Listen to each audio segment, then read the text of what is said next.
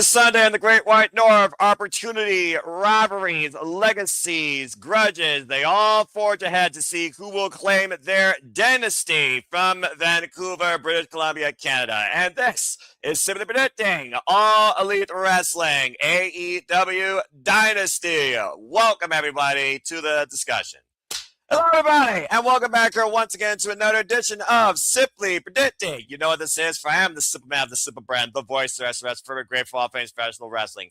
Damn it. And my name is Noel Foster. So thank you all for tuning in, whether live or on demand. Please like, subscribe, comment, and tell a friend. If you want to dictate the conversation, super chat or PayPal the passions, it's as simple as that. We have a fantastic 6 tonight to discuss this wonderful card. So let's go ahead and introduce to you who you get to here tonight, simply predict, and bring maybe some foresight and maybe future booking. First and foremost, one half of the Canadian connection. He is the Canadian king of food, eh? And I don't mean just poutine. He's also a great contributor to Simple Lab Studios' latest ventures on our interviews, including connecting us with Pro Racing Symphony's Kyle McKenna, along with others. You can follow him at Nick Belief on the X. You see on his handle right there. None other, but shout out to the missus as well. Nick Ferrantes. Nick, how are you this fine evening? How you feel about AEW Dynasty this weekend? Oh, Canada, we are guard for the... I don't even know my own anthem. But this is my hometown, damn it. This is my country. We about getting going. Yeah. You know, it's one of those things whether you're Canadian or American. If you don't know your own national anthem, even you have to question your own citizenship. But you know what? Nonetheless, thank you, Nick. Also, damn it, you're a freaking idiot. Okay. And we'll come back to him later. Also here, one half of the MVPs, the VIPs, of course, the biggest super chat contributors, the one half of the Dominguez. As Arlene continues to pursue higher education, all the best to her. Emmanuel, how are you this evening? How you feel about AEW Dynasty? It's gonna be interesting pay-per-view. I know some of the matches is gonna be a good card, like good matches. Like it's one of those things like what's gonna happen in between the storylines. Because I just notified that the programming has been so it just makes me wonder like how they're gonna try to improve and make it a worthy pay-per-view for those AEW Warriors and supporters. So I'm intrigued what they have in store to improve this product. No, that's fair. And again, with AEW, you know you're always getting more bang for your buck. No pun intended. And also, again, it's a dynamic card. Get a little bit of this, a little bit of that, a little bit of everything. And why the guy on the left of me gave you 250 different ways to enjoy not shrimp from Forrest Gump, but potatoes during our stand deliver call. I expect him to stand deliver in his predictions tonight. Maybe not his score, but maybe his outlook. But it wouldn't be something predicting without my cohort in the studio that is just as reliable as Mr. Reliable, the Renegade Wrestling himself, CEO of Cassidy Studios, JJ Williams. And thank you, by the way, for those that tuned in earlier to JJ and crew for our interview with Jocelyn Navarro as we prepare for Podamania, of course, next week. Further details to come out, of course, at the end of the stream. JJ, how are you? How you feel about AEW Dynasty? I'm good. I'm here. I'm looking forward to it. Not as much as I'm looking forward to the shenanigans for next week that I'll be attending a lot of in person, but still looks like it'll be a solid card. We love you too, Nick. You know what? There's nothing but love here. There's nothing but criticism, including a man that always seems to pop out of a manacle before midnight here when it comes to Cindy Bedid. As you just saw him on camera for a moment. Might be the only moment tonight.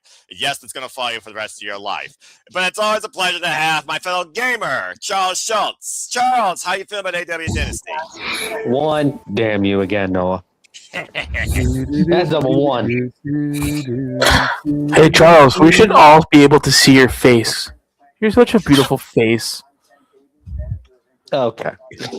Come on. All right, look. The Avatar man has his perspective like Batman can't even trust it. That's a whole different question. But anyway, Charles, how you feel about Dynasty? Back to our regularly scheduled programming.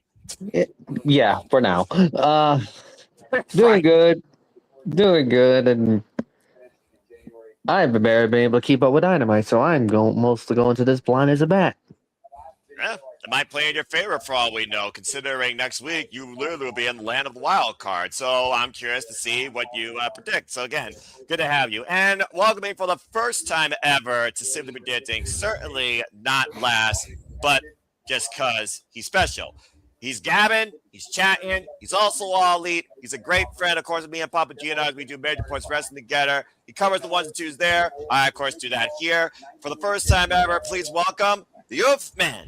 Oof, how are you? Welcome to Simply Predicting and welcome to AEW Dynasty. What a debut for you. How are you, my friend? Wait and see. Look at that face. That's a stone face right there. Just stoic. Look at it. He's just staring at us. It's like he's staring. It's like he's staring a hole into it. Oh, there he is. Winning the technical award. Step out and say, congratulations. You win the Superman's Award for technical difficulties, but it's still good. You gave us a great moment there. So, again, you're going to fit in perfectly. There we go. Look at that. All right. So, we got latency, souls, folks. We're live, pal. Excited to I'd be here. All right. There we go. Wow. He went Microman for a moment. Oopman, just a heads up. Might want to check your stuff. All right. With that being said, folks, it's going to be another fun time as always. So I think without further ado, community, professional wrestling fans, all elite goers, We're live. Yeah, exactly. Sickos, casuals, hardcore, and 25 delay latency participants. Let's get right into it. So again, this weekend we'll cover AEW Dynasty. Comes to us from the Great White North in Vancouver, Canada. Here are the various ways you can watch it, including for the first time ever on MyAEW and select international markets. Of course, we'll be presenting here at the Super Labo Studios, 7 p.m. Eastern Standard Time start time on Sunday evening. That is, of course, April 12th. As, of course, we will bring you into the entire pay-per-view alongside so much else this weekend. Of course, here in America, we use HBO Max, but you see your various outlets, of course.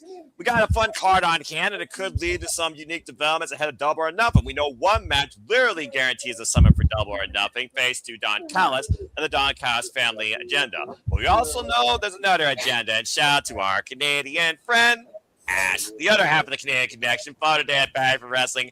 Ash, wish you were here, but I know priorities are fashions. Thank you so much for being part of the chat. Speaking of developments going on in All Elite Wrestling, there's a war on our hands, interpromotional possibly, between the United Empire and the Death Riders. Crowns up. So we're going to talk a little bit about this match that could have a little bit of cause and effect for a bigger match later. Let's start with Alex Windsor versus The Problem, Marina Shafir, for the first time ever. Straight up, by the way, I will also warn you all right now, I have zero spoilers for AEW Collision because I am hashtag spoiler free. So again, as always, predictions are not final. They are not final until you submit them on the form that we have available once the stream concludes on my social media in the comment section down below. We have Alex Windsor versus Marina Shafir for the first time ever in the engaged war that has developed between the Death Riders and United Empire. After the scuffle that happened, and Ash, if you are home and want to join this soiree for a lucky 7, you're more than welcome to. And again, Nick, if you don't mute yourself, I'm going to drop you. As I was saying, it's all right. We're live, pal. I shot her the link. It's all good. Thank you. Alex Windsor, of course, going up against Marina Shafir for the first time ever in singles action, current NWW Strong Women's Champion. And Oopman, wise idea, brother. Again, folks, it's all free and form fun here, but sometimes I do question why I do this. We, of course, saw the brawl start to ensue at the beginning of Dynamite this past Wednesday, continue to ensue during Chaos in Canada, where I will tell you that the United Empire did get the better of the Death Riders. Straight up, it's a first-time ever singles matchup that could develop into a further feud, possibly with Alex Windsor and maybe with Andrew Strong Women's Championship. With Marina Shafir, of course, having her first ever pay-per-view match singles-wise against timeless Toni Storm at Revolution. In a losing effort, we've seen what sort of threat Shafir can impose in and out of a match. And of course, we know the Continental Championship, seconds aren't involved at ringside. So I do wonder who has more to gain in this, in victory or defeat. Can the Problem surprise us? Does the Problem have a solution to Alex Windsor? Or does Windsor, this brawling bird, hit her hard enough that she is not a factor in the further ongoing war with the Death Riders in this equation? Let's go around the horn and see what you all think about this opening bout. And I will start first and foremost with JJ, we're going to go clockwise. As you all know, it's the predicting based on the quantity of the card and the quantity of the panel. Sometimes we do a dissertation of one person agree or disagree. But I think with the fact that this card for once has a very nice under number, we should be able to go around the horn and get everybody's thoughts fairly. JJ, you kick things off. Alex Windsor, Marina Shafir, you know Mrs. Bruv. You also know about the problem, where the violence reduced violence. You, of course, will likely see Marina Shafir at Bloodsport, part of your shenanigans live during WrestleMania week. Again, have a great safe time in the City of Sin. What do you think about this singles grudge match? Well, first things first, Ash, I sent you the link both on X and Facebook. If you want to join us, you have the way. Thank you for that. I don't know what to think about this because I feel like Collision is going to play heavily into what happens here. And unfortunately, we haven't seen Collision yet. Nope, that'll be Saturday. There's part of me that really wants to go with Marina because, like I said last month, she needs these wins. You know, if we're supposed to take her seriously, she needs the dub. But it's Alex Windsor. You know, I don't think they're going to have her losing. I don't think both Brawling Birds are going to lose. I think one of them has to get a dub. And unfortunately, Thekla is not losing her title. Spoiler alert for when we get there for me. So I think Windsor's going to pick up the dub here. All right. So we got one for Alex Windsor. And of course, just recently lost the Brett Undisputed Women's Cruiserweight Championship to Alexis Falcon. Congratulations to her. Dave bringing his thoughts up. And of course, Dave also part of the All Elite League, saying that Shafir is winning. So let's see what the rest of the panel think. Nick, what do you think about this? Alex Windsor and the Bruv working together. United Empire on full display with the exception of Great Low Khan. All hail. But this could lead to something interesting, I would say. I don't think this is going to be a one-up, but do you think that Alex Windsor has a solution to the problem? Honestly, I am gonna go against JJ, and I think Marina is gonna win. You know, this can play out into a bigger story, and realistically, I don't really think there's any challengers lined up for her New Japan Women's Championship, is there? I don't think so. Yes, there is. And before I say that, talking about Shinny on Pro Wrestler, it is my best friend in Shinny on Pro Wrestler. It is our young punk. It is our baddie friend. The other half of the Canadian Connections here, so this is going to be definitely interesting. Ash has joined to the predicting. Hello, Ash. How are you? Hello, I'm good. Just finished a game of Monopoly with my mom. Ooh, man. Well, we'll talk more about that later, whether or not you bankrupt or actually you profited off of her. And again, I will destroy you if we ever play that. But it's good to have you here. And so far that we have a 50-50 ballot. So thank you for that, Nick. So that being said, from one half to Canadian Connection, nice job, by the way. Let's go to the other half. Hello, Ash. Alex Windsor, for those that don't know, by the way, will be engaged during WrestleMania week at Stardom Green Kingdom that we will be covering, of course. She will be defending her WWE Strong Women's Championship against Stardom's Saya Ida, third generation ultimate powerhouse of the Stardom roster. And she is part of Empress Nexus Venus. Stars. I'm looking very forward to that match of strong style. That being said, Ash, go ahead and let your foster this. Alex Windsor, Marina Shafir, what do you think? Yeah, I'm just like, who needs this win more? Like, because Marina Shafir having some losses, but at the same time, we got to build up Alex Windsor's momentum as well. Has she had any wins yet, singles wins yet? Which one, Shafir or Windsor? For Alex Windsor, I haven't been following up with her. She's mostly just been a brawling bird in AEW, but got a major win at Pro Wrestling Eve Queendom 8 when she beat Suri for the Strong Women's Championship. That was her last big singles match and singles win. Okay, and she's the Strong Women's Champion, yes? That's correct. ... Yeah, I'm trying to think. I think who... Gears are turning. Yeah, I know. I think, I think Marina Shafir should get some wins, keep some momentum going for the Death Riders, because they don't really have that much momentum going right now, other than Moxley being the champion. Very good. I've been Yay, I following you. remembered. I love when she has those moments.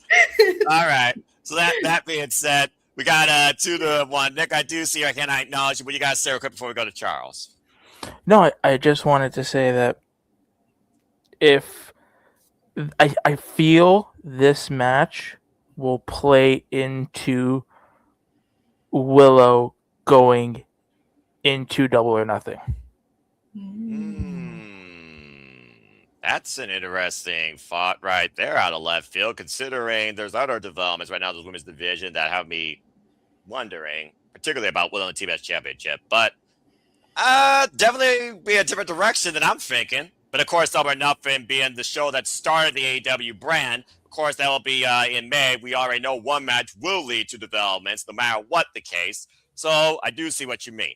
All right. Well, Noah, you mentioned a different direction. There is more than one direction. That is very true. And You don't know you're beautiful.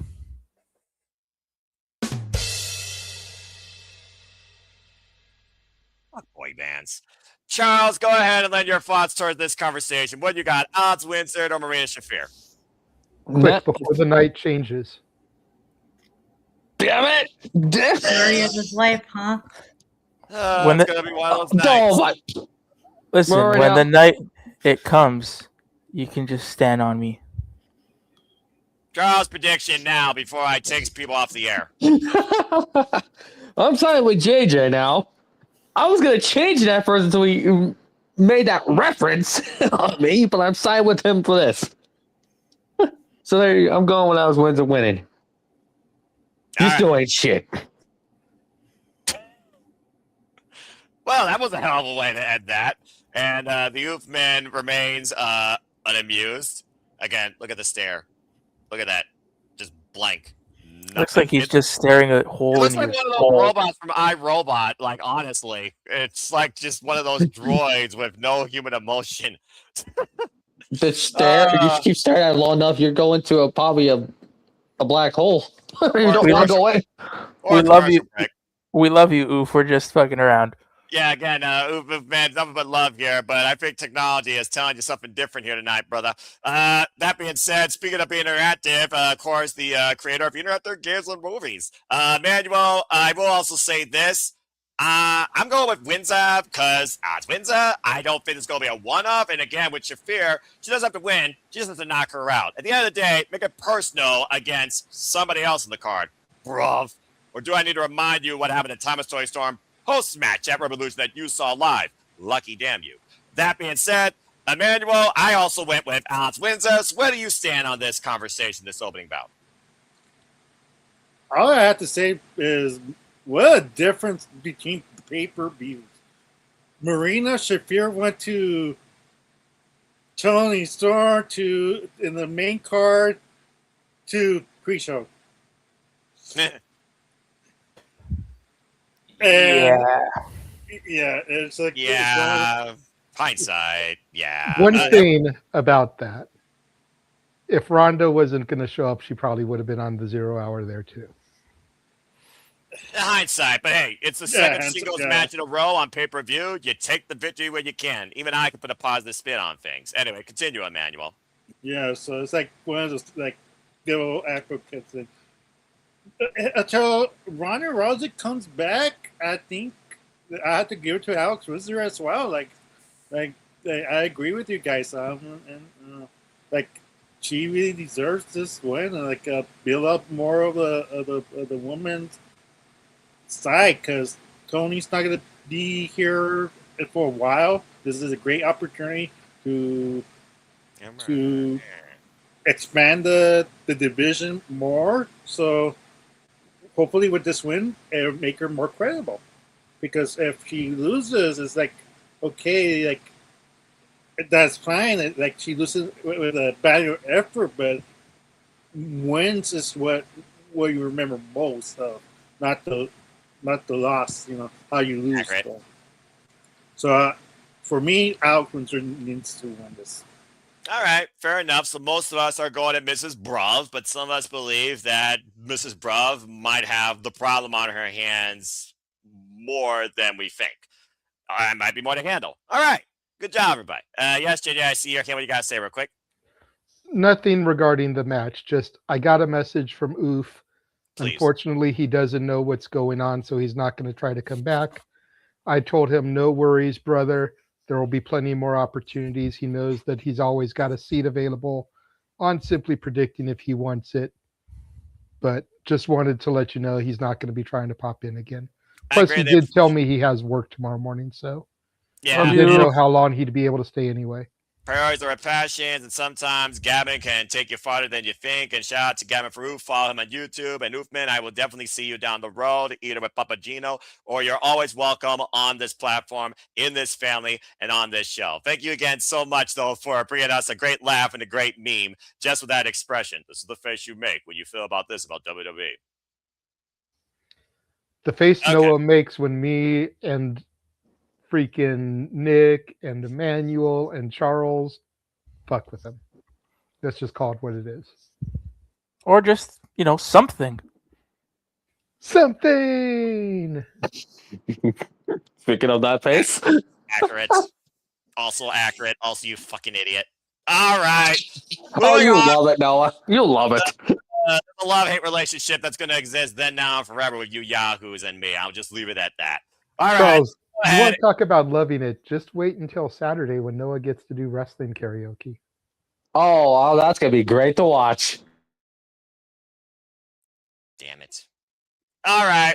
Well, that's a problem I can't escape. But that being said, hi, guys. Guess what, JJ? You just made the fucking list. Because Chris Jericho has officially signed to AEW, and he's in a match against Ricochet. Straight up, folks, this past Wednesday, Chris Jericho signed the dotted line back to AEW, but Ricochet wanted to spoil the moment. And you know what happens when you get in Chris Jericho's face and you spoil the moment? You know what happens when Jericho knows that he may not be able to keep up like this young longevity of this roster, but knows he can put a bald man in his place?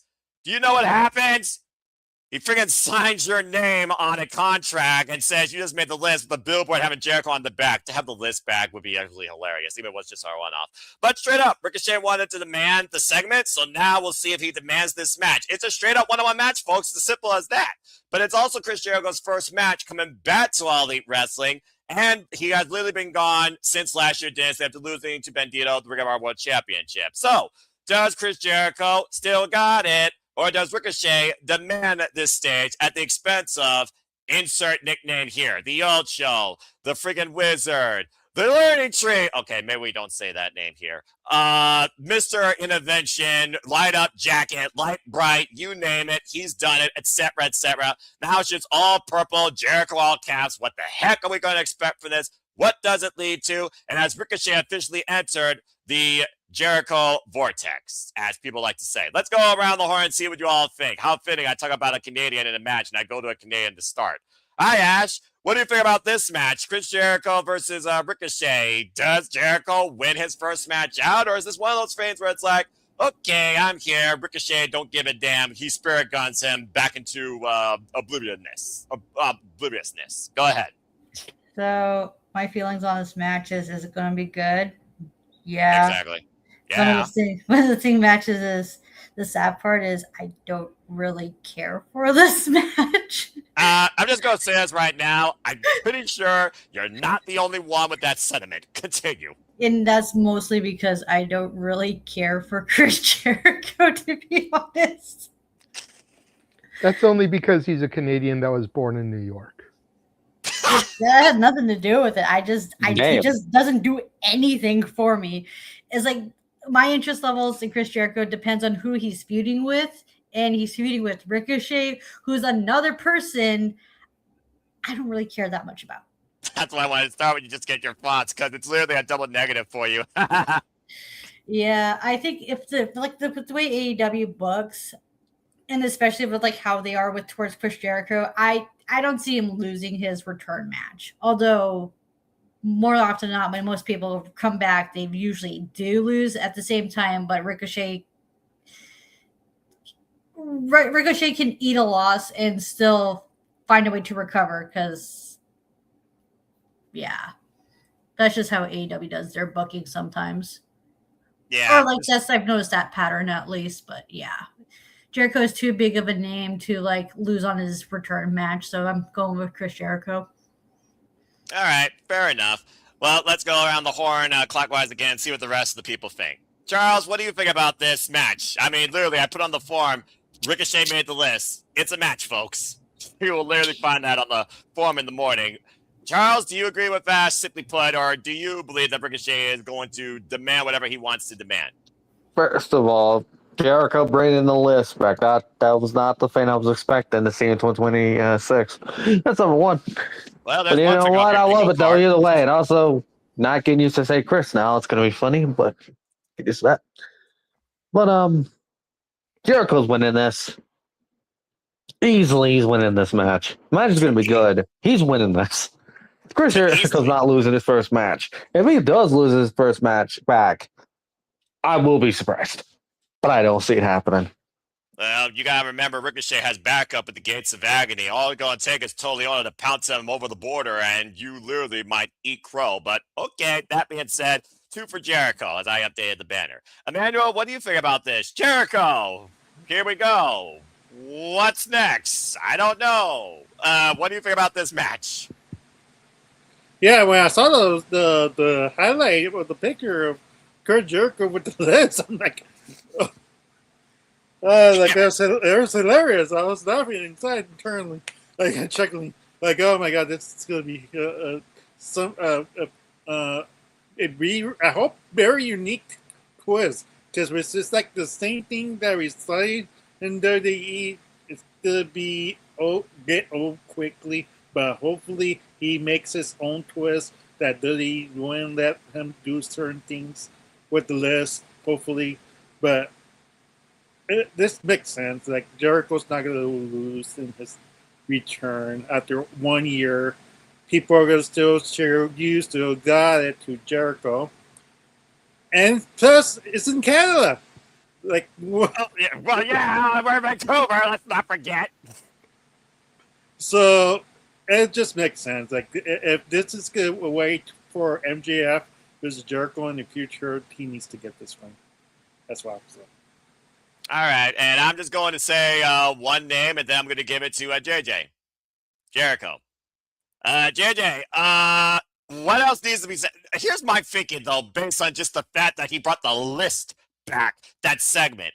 Are we at a point where Jericho has reinvented his character so much? He even brought up, like you said, I had good, I had bad. Are we just going to get like little teases of seasoning of all of his little dynamics from the past? Are we going to get Lionheart one more time? We're going to get the light up jacket one more time. Is this going to be like a renaissance period of reminiscence for Jericho and in his last run in AEW? Because again, we really don't know no direction besides the fact that he wants to be in AEW to see this company continue to grow and be a part of it, which I think is very noble since he's been there since day one.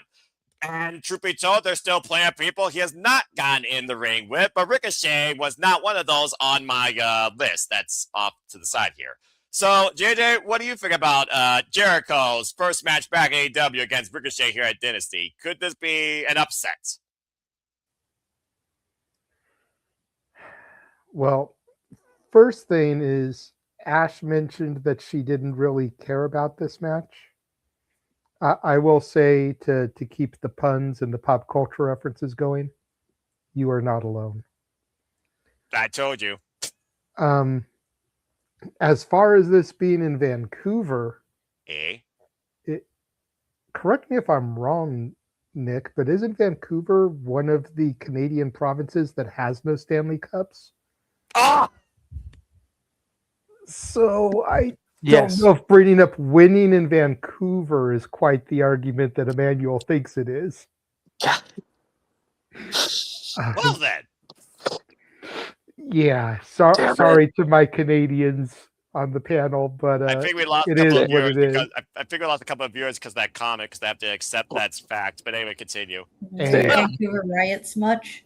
like the Falcon, I'm out of line, but I'm not wrong. Accurate. That's why I'm like, you know what? He's 100% right. Continue. To your point, though, a couple of days before his re-debut, his return, the word around the internet is Jericho trademarked the cornerstone. Correct. I have a feeling that's going to play heavily into things, whether it's another faction a la the Learning Tree Please don't. or kind of an amalgamation, as you were alluding to, of all his previous gimmicks. You know, the Cornerstone, the Lionheart, the Painmaker, Painkiller, whatever it was, the Ocho. Painkiller. I can't remember which one it was, but I know it was one of those. It was the You got- Painmaker. you got it right know what first time. happens when you screw up a Jericho gimmick. Uh-oh. Okay, God. but in all fairness, I wasn't watching AEW and New Japan when he was doing that. I just knew it was Pain something. Okay, forgive me. No, you're good. You're good. The I'm just messing with you. Ocho, the Learning Tree, like The I Wizard. think it's going to be an amalgam of all that stuff. You know, the Bockwinkel version that he did back in WWE, where he spoke in all the big words and everything. All of you freaking idiots. Troglodytes and you know, Good Hypocrite. idiots. I think he's gonna. I think this version of Jericho, to your point, is gonna kind of be the greatest hits of all of those put together. Kind of like how we saw with Cena in his farewell run, how he was paying tribute to all his opponents that he couldn't wrestle, Exactly. and even a couple that he did. You know, I think that this version of Jericho is going to kind of be like that because, to your point, this probably is his final contract. However long he signed for, a year, 2 years, 5 years, we don't know. Nope. It's one of the hard-hitting questions that the coach and bro didn't ask TK. But however long this contract is, I think this will be his final contract. So I think the cornerstone is going to be all of that stuff. And we're going to go ahead and boot City by the Bay from the chat for putting all these spoilers for JCW in there, which I was Wait. planning on watching tomorrow ahead of Stranglemania. I didn't see anything, but okay. Again, JJ right now is the moderator of the chat, folks. You will be banned if you are out of context with spoilers for other content that people want to watch, with all due respect. Thank you. That being said, But continue. to make a long story longer, I got Jericho here because, again, to the point that's been made by multiple people, he's not going to lose his first match back. No way. And while I wasn't looking forward to this match, I was looking forward to another Ricochet match that's going to be happening this week. But it's not happening anymore, and that's a whole other can of worms that we can maybe get into in between songs on Saturday. I don't know if I'm going to be invested in this pod or pissed off, but okay then. Sounds like I got more Saturday than I expect. Well, because you don't scroll, I will just give Hell you no. this little tidbit. No, we'll try not to get no reaction here. Save it for shenanigans, like I said. But apparently, some of the matches that had been booked in recent weeks that featured TNA versus AEW content have been pulled. MJF versus Nick Nemeth is no longer happening, and Ricochet versus Leon Slater, which was supposed to happen in Vegas, is no longer happening. Okay, we'll talk more about that later. It's all good. Okay. Thank you for that, JJ. So we got Jericho. Hi, Nick. Let's see if you got Jericho. We are unanimous here. I feel like this has to be kind of one of those things where it's like, well, he's also Canadian, so let's see if he's biased, by the way, too. I mean, it's his return match. Enough said. It's literally a return match on pay-per-view out of nowhere, less than a fracking week since he signed on the dotted line. I know he came back the previous week, but that literally was he came back to say I'm home. He literally signed on the dotted line on a damn contract freaking Wednesday night. Go look it up. That being said, you got Jericho, and anything further you want to add to this, go ahead. And then Charles, I did think I see your hand if I didn't botch, but I will get to you after Nick. Can I use option C? Who gives a fuck? Like, hold on. And the reason why I say that, and I'm not trying to be a dick. Listen. I'm not trying to be a dick, but You're not? I'm trying not to. So know what? I'm gonna be. I told them everybody before stream. This review for me is gonna be very a hot take one. I don't give a fuck about this match. Great, he's back. Awesome. Why did you like? Oh my god! Didn't we not get Ricochet? Does Ricochet not give a shit about the national title anymore? Like, are we? You don't give a shit. Is that what you're telling me? Pretty much. Like, I don't understand why we're picking up stories and dropping stories. The last time we saw Ricochet was an exclusive backstage where he was so pissed that he lost the national title. He lost the national title, not getting pinned, and he lost it in a battle royal. You're telling me you're not pissed off about that? Like, this, to me, this is stupid. This match is like. And another thing, sorry, I'm ranting on this. Like, you're telling me Jericho, like, these are the things where it's, yeah, give me a solo. Yeah, we got to rant, folks. Buckle in for a moment. Get your poutine. Nick's going to be on a roll here for a moment. Grab a drink. No, I need show me with everybody. No, I need everybody. And I'm gonna ask this to each one of you. If you had this opportunity where you just signed your contract and you can choose any person on the roster to wrestle, and a certain fellow from New York said this exact same thing, and I agree. If you had an opportunity to pick anybody to wrestle in your first match, wouldn't you want to wrestle somebody with gold? What the fuck does Ricochet have to do with anything? He showed up. Like, come on, make it make fucking sense sometimes. Like, Breathe, brother, breathe. All right. Yeah, okay, good. Jericho, So Jericho. Yeah. Okay, it's not Beetlejuice. He's not going to show up to you say his name 3 times. Yes, I used to watch that show when I was a wee lad. But seriously, I get it. Tranquilo, mi hermana. Tranquilo. To Nick's point, though, about going after someone with gold. Okay. We've already got Omega MJF locked in. Yes. Can't go for that title. No. Mox is locked in.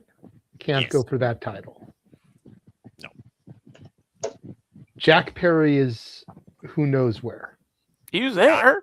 GCW, I guess, with he's getting ready to team up with Marco Stunt at Spring Break, which I'm gonna get to fucking see. Yes, you are. You get to see. I know, Nick. I know. All right, calm down. Continue. The TNT title has been stripped and is We're gonna talk about that next. Actually, so it's like you don't want Jericho in that because first match back, everyone's gonna just assume he's gonna take that title. I'm not. So what title do you throw him in there for? The national title. If Jericho is coming back and you knew that his first... Listen, let's be real. TK knew about this match before he even came back. Like, this wasn't even a thing. This wasn't something that was a decision made in 24 hours. If he's coming back, you're telling me you couldn't set up a feud to where it was going to be Ricochet and Jack Perry one-on-one, and then all of a sudden, Jericho comes back and says, no. Hold on. That's a new title. That wasn't here when I was here. I want it. Fuck you. Yeah. Exactly. Well, I mean, again, Jericho right now, we don't even know the direction of the cornerstone and how much this cornerstone is going to be valued in AEW. So I do see what your point when you want context and logic, but also in simply put form. This is professional wrestling, Nick, damn it. That stuff just doesn't exist 100% of the time. Well, that being said, what does exist is this prediction is unanimous. Jericho, before we move on, Charles, I did see your hand. What you got to say real quick? Well, Jericho, TK on the media call deal, TK said that Jericho signed for multi-year, so he's going to be around for a long while. I mean, again, with the fact that he's had this level of freedom with character, direction, and accomplishment, not to mention the talent acquisitions that he's worked with outside other projects, including the Jericho Cruise, that doesn't surprise me in the slightest bit, because I'm not going to speak for Jericho, considering he's been involved in this business for over 30 plus years in his mid 50s. But I would argue he's done more in AEW when it comes to quantity of freaking storylines, character dynamics, and wrestling matches than he did during WWF. But again, that's a whole different conversation for another day. This isn't the freaking, state of Jericho, all right? If you want more about that, then speak to your Canadians off air. That being said, Jericho. Okay. Now that we got that out of the way, we got the rant out of the way, maybe things now will cool down a little bit. Let's go ahead and talk about it, since you did bring it up. Unfortunately, this is the wrestling business. This isn't ballet, damn it. People get injured. And one of the brightest rising stars, of AEW is out for now due, I believe, a torn meniscus. And if you know his wife, Sky Blue, she knows a thing or two about that. I wish Kyle Fletcher and the Pro Star have some of studios all the best. Get well soon. That being said, we're not going to hold the title in advance. We're not going to crown interim. We got to figure out who's going to the face of TNT. How we're going to do that? We haven't seen one of these, ironically enough, since Full Gear last year. It's back now, literally almost half a year later. I think it's justified in this case, because I'd rather see this versus a tournament. Have you noticed, by the way, that each of the previous dynasties, this being the third one, had some sort of tournament going into it? I think this was a nice, refreshing change of pace. Nonetheless, we have a Casino Gauntlet match to determine a brand new TNT champion. For those that don't know, it starts with two individuals, and the pinfall submission can happen at any time, as other people come out at random intervals. But the first pinfall submission by anybody in this match is officially, in this case, the brand new TNT champion. Let's go around the horn and see what y'all think. And due to the fact that this match, is going to have at least double-digit figures, because every Casino Gauntlet in the history of AEW has at least had that, everybody gets to have 2 picks. Your primary worth 2, your secondary worth 1. The only knowledge I will tell you as far as who's in it, this past Wednesday on Dynamite, Tommaso Ciampa faced Mascara Dorada in an exhibition, first time ever. It was also determined the number 1 entrant in the Casino Gauntlet. And my shout knows my story as he looks for Sylvie. Ciampa won. He will be the very first person to come out. Give him the best chance to try and render a decision. But with the Hurt Syndicate back, and who knows who else in this AEW roster may be looking for gold or opportunity, not named Jericho. Could we see a new face of TNT for the first time, or could it be a repeat? Let's go around the horn and see what y'all think about this. Continuing on here where people get to lead a match. We started with, of course, our Canadians. Let's go now to Charles. So, Charles, you're on the bubble right now. Casino Gauntlet match. 2 people. Who you got becoming the new face of TNT? First of all, it damn sucks for Kyle Fletcher. It's like, damn. Please. Damn. Well, the whole thing about him going on 2026 towards this, through this, and that, and I was like, damn it. And then this is the rest of the business. Yep. As far as 2 picks goes, I see Ciampa again, the belt back as my number 1. Fair enough. Second, so hard because basically we don't know who's in this match. Yeah, this match literally is like pick a name and see what happens. And let's also keep in mind, Tony Khan signed about 25 brand new names this calendar year alone, and I'm not talking about just CMLL. That is also true. My second pick. I give the belt to Shelton Benjamin. Ooh, I like that, actually. All right. So the gold standard. Well, I mean, business has certainly picked up with the Hurts to get back. I am so damn happy to see the Hurts to get back. They hurt people. They hurt people. All right. That being said, we got a Tommaso Ciampa and a Shelton Benjamin. People keep these names in mind because, again, anyone can show up in these things. And it could be as much as 21 as we've seen in the past. Or as little as, I think, 14. If I remember correctly. All right, Emmanuel, you're next. What do you think here? New face of TNT. What are your 2 picks? And is one of them Ciampa? Because I feel like Ciampa's going to be very common for everybody, considering he's the only name known, and he's also the very first name to come out. Yeah, it'd be easy to say Ciampa, but I don't think so. Like for me, I don't think he really needs it. Like he already got a title, or right away. It's like, do you really want to give him another title this soon in this in his career in AEW. Like for me, it's not as easy. So I think it's easy for anybody. yeah, and, so for me, it's like it's either gonna be Bobby Lashley or Shelton Benjamin, like one of the Hurt Syndicate is gonna get this title.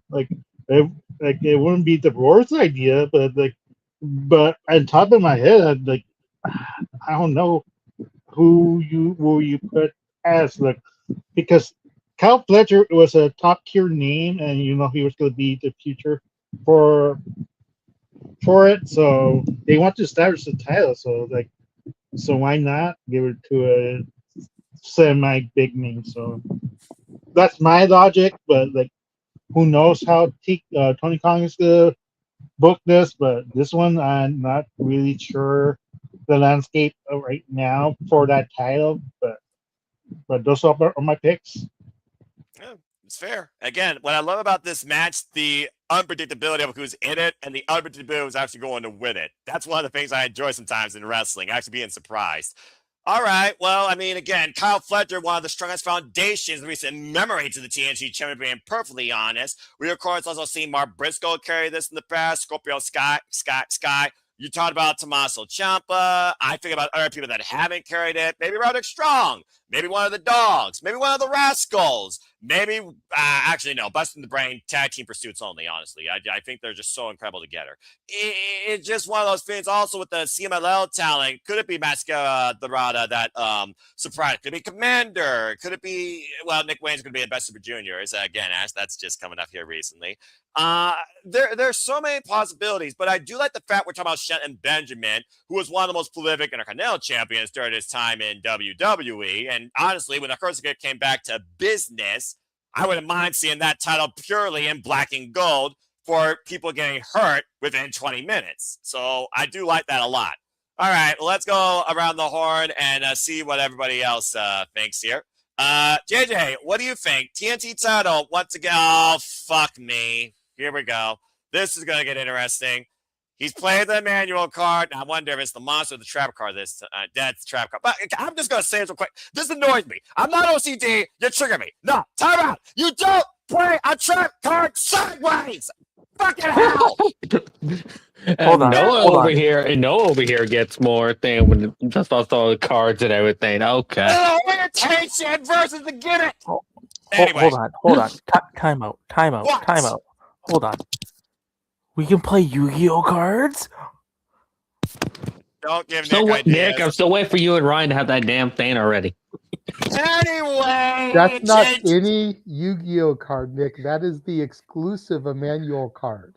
To my people. knowledge, He's just pissed to off my Noah. knowledge, only 2 exist.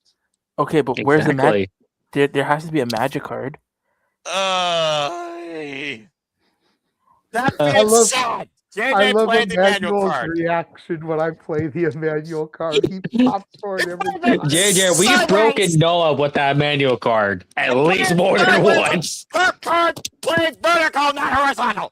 Anyway, You guys just I just hope you know you've opened up Pandora's box with that card.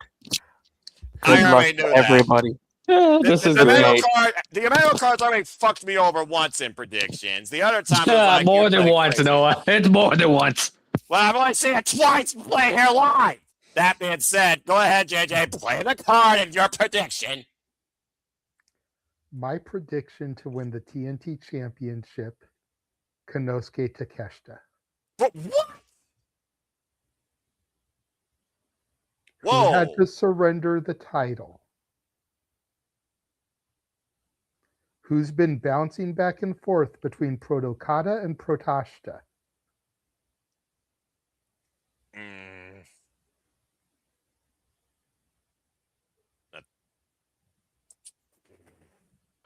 There's been an underlying story here in the Callis family with Takeshita and Okada. And where does Fletcher lie in all of this? Stuck in the middle. And now that Fletcher's had to surrender the title,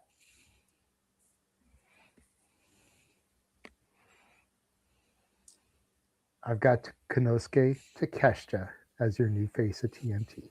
Well, he is already face of NWW World because he holds the NWW World Television Championship. So honestly, that makes sense.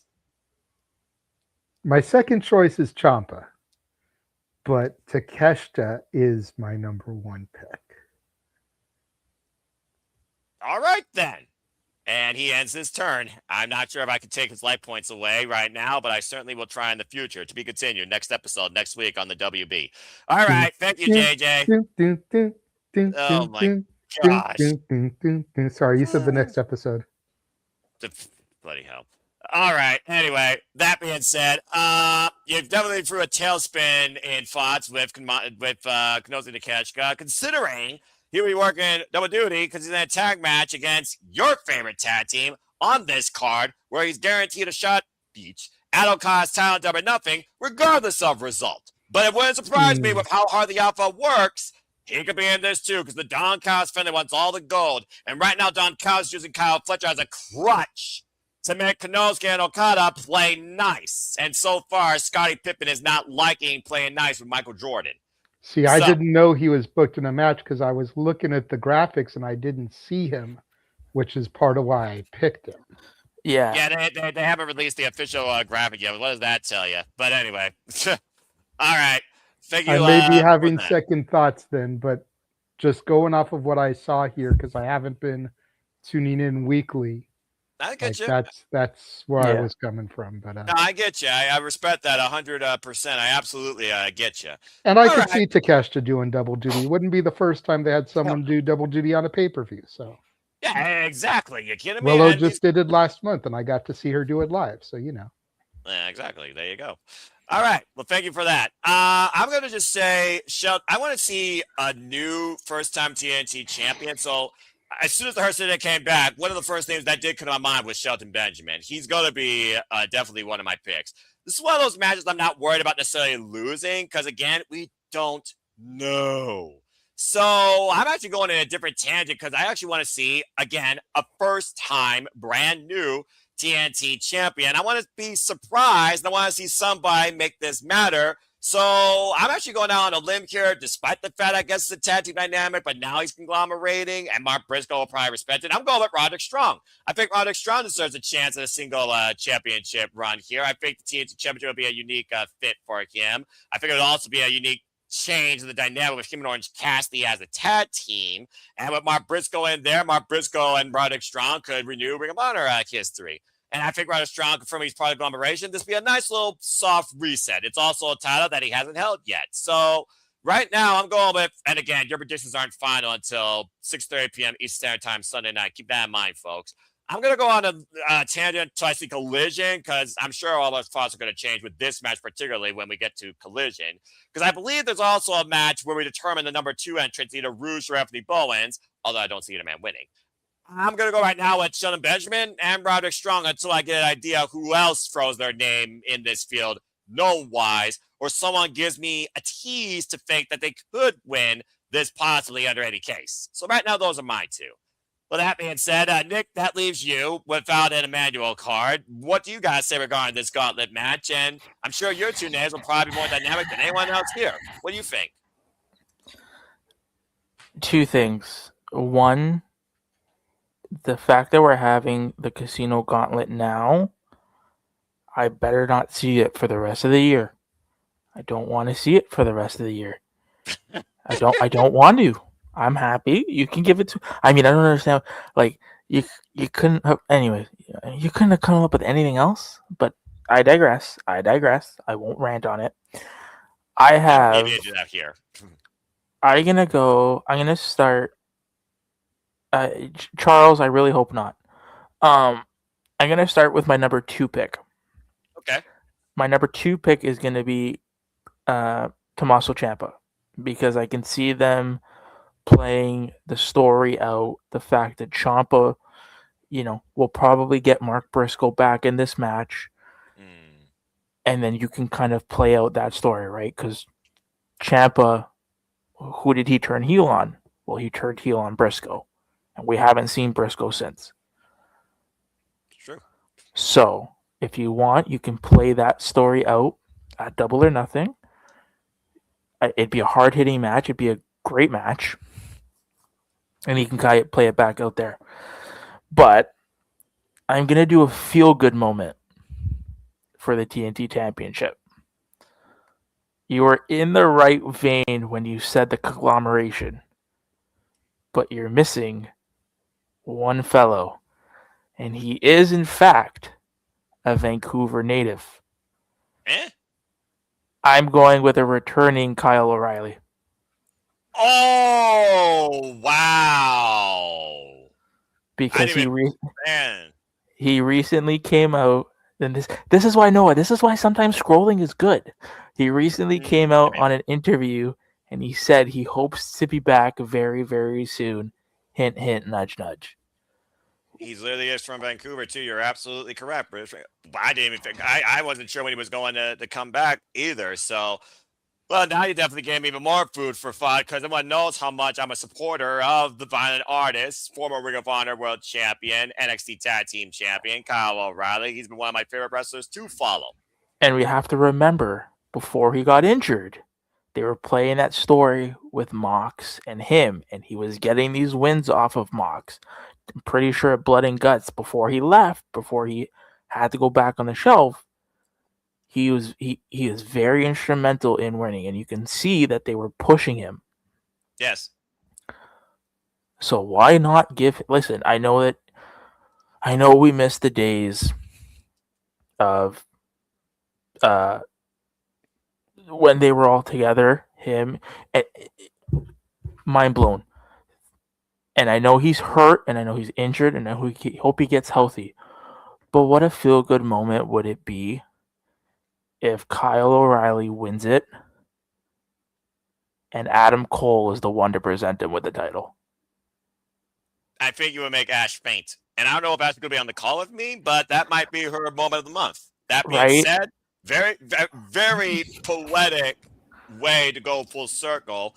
And that is undisputed. To your point, he's the one that submitted John Moxley in Blood and Guts and also beat him in a literal submission match at Full Gear before he got bludgeoned and injured.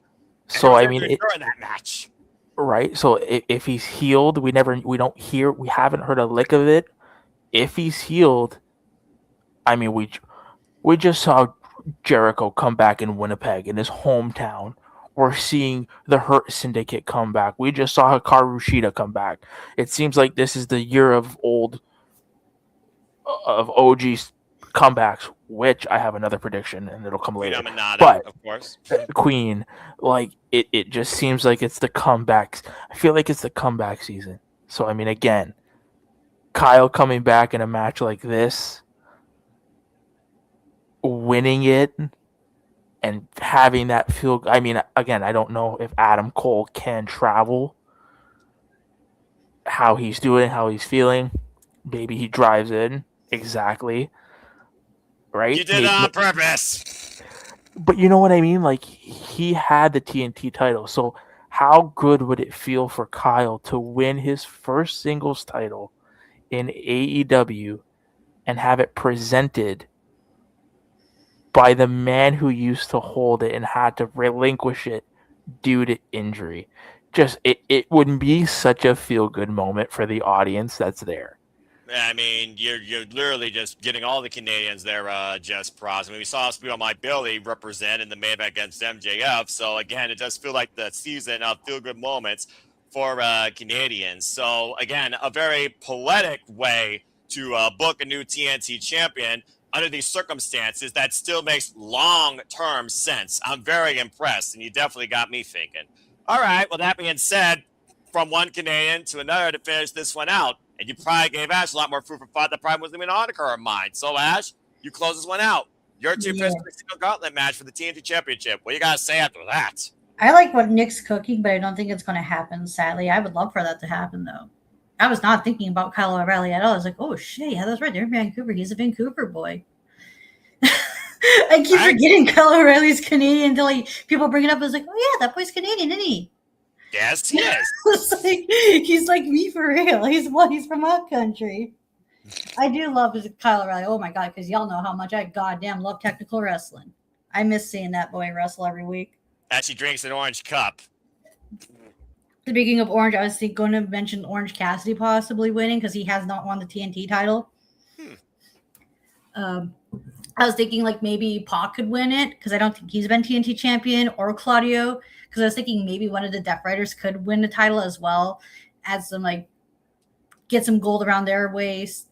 Other because the only title holder is Moxley right now, right? Correct. I was thinking like maybe Tommaso Ciampa could win it because he's the safe pick because there's heavy build and focus around him for the TNT title, which makes sense. They could also go back with Mark Briscoe as well because it's like those three were like the big names right now in the TNT title picture. I was going to mention Darby, but Darby could work double duty, but then I saw he's in another match. But We'll talk about that next. yeah. So I think for my picks, I'm going to go with the safe pick of Tommaso Ciampa. And I'm just trying to think of like who would I tune in weekly to see, and who would get me enticed to go watch Collision if they're wrestling. And I'm torn between two names. Who do I want to see more? Do I want to see Orange or do I want to see Claudio? You know what? I'm going to pick Claudio and Ciampa. Those are my picks. Two bald men. All right, fair enough. She likes the bald man. She likes the blade techers. All right. Well, again, I love the names dynamic across the board here. Nick, I did see your hand. What you got to say real quick, man, before we move on to the next match? So you know the interview that I just quoted that I told you that he was on that you talked about? Yes. That interview was done on a show called This Is Van Color. Sounds like a local radio show. Local radio for where? Ooh. Vancouver. I want to. May I read a quick quote? Go ahead. A real quick quote. For thought. Real quick quote from This Is Van Color. Kyle O'Reilly went on to say, "I really want to be ready in time for the Vancouver pay-per-view, which is Dynasty, coming up this weekend from Rogers Arena. So, wink, wink, nudge, nudge. Maybe I'll be back in time for that." I think a lot of people are going to start saying Kyle O'Reilly, at least for secondary at this point, with you just saying that. Shout out to Van Color. The fact that he's saying wink, wink, nudge, nudge is part of the quote really leads me to believe that he will be on the show somewhere. Yeah. The question is where? I was about to say, do we see him on Collision? Or did they wait till the pay-per-view to make his return? If he is returning, that is. It would have to be pay-per-view because Collision is not in Vancouver. Again, we're hashtag spoiler free, but as we know, they did a double taping of Collision and Dynamite in Edmonton. Collision, for all we know, is probably spoiled on every dirt sheet on the internet. Of course, I'm not going to do that. I'm going to watch it on Saturday. But yeah, I forgot about the double tapings. Sorry. Yeah. And the context you put there with Kyle O'Reilly regarding this moment or picking up that momentum where he left him against Jon Moxley, who does hold a championship at this moment.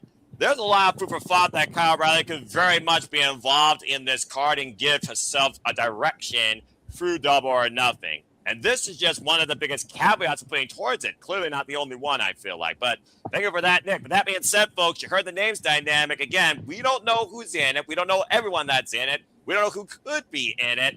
But there's a lot of unique dynamics when it comes to this Casino Gauntlet match. Emmanuel, I see you have your hand up. What you guys say real quick?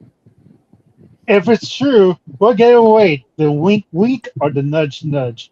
I'll go with the nudge, nudge. I mean, what do you guys think? If he did give it away, it would be not the first thing that was kind of leaked during an interview this week. As Brooke Havoc may have given something away in our interview with her this past Tuesday, which go back and take a look at that. Nick looks like he's thinking, clusterfuck, Nick?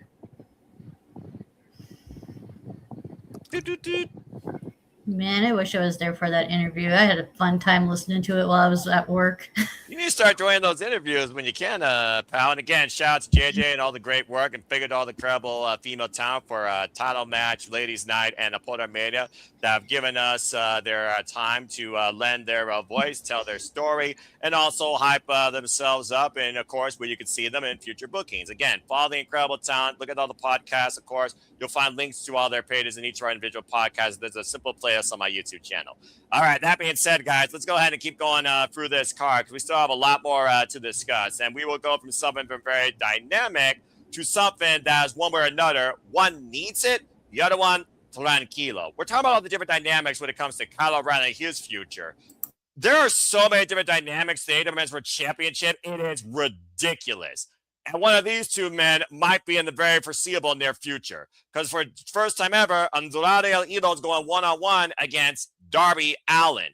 Darby Allin, who literally lived to survive facing death, not once, but twice. Well, who are we kidding? More times than we could count. And of course, now it's freed from the Death Riders and put Gabe Kidd inside a coffin who is pushing up daisies. That's a whole different conversation. But Dude legit MJF got hit by a bus. Yes, and he survived, Yeah, JJ. he's Do you want to keep fucked. going? You want to keep going 1,001 ways that Darby Allin survived? We'll be here for another hour. Thank you. That being said, Darby Allin, though, he has set his sights now on the AEW Men's World Championship, and he says, I'm going to see that before I see God, because I'm still here. MJF, aware of that. We all know the long-term history for anyone who's been all elite wrestling fans since day one like me, when it comes to Darby Allin and MJF and their only singles match, they end with a head-shoulder takeover where MJF won. Bottom line, MJF has put Mr. Moneyman, Andrade El Idolo, on his payroll and for him to take out somebody that is a formidable foe, a threat, you would say. To the point, this match has AEW World Championship implications. If Darby Allin beats Andrade El Idolo, he will get a future shot at the AEW Men's World Championship. And by the way, Kenny Omega even honored this. Of course, we will talk about that in our main event. Bottom line, guys, there's no prior history with these two men. It's the first time ever one-on-one. This past Wednesday, the Don Callis family obliterated Darby Allin and company and got the better of them. And Andrade Idolo even low-blow Darby Allin post-match, adding further insult to injury. And how many times have we seen this walking, living cadaver endure punishment, be written off, and somehow rise to the occasion through wrestling nonetheless? So don't count Darby Allin out. Let's go around the horn and see what y'all think. And could Darby Allin be on the road to Double or Nothing to challenge for the AEW Men's World title against the Devil or a God? Let's see what you all think. I believe this time we're going to start with Emmanuel for this match. Emmanuel, what do you think? Darby Allin's been on quite a winning roll as of late. 7-0, I believe, in his last singles matches, including the coffin matches I talked about. But Andrade, he's got to have mixed fortunes. But again, right now, he does not agree with the Don Callis family agenda, but he's currently working it. Now, win or loss here for Andrade Idolo, the jury is out whether or not MJF will play nice with Don Callis and give Andrade that shot. That was not mentioned at all. And Andrade, of course, come up the loss to Yota Tsuji, and that last bit singles win against Bandito, current world champion, at Revolution. There are more dynamics in which way Andrade goes, but if Darby loses, good luck, man. That's all I got to say about that. So, Amanda, what do you think?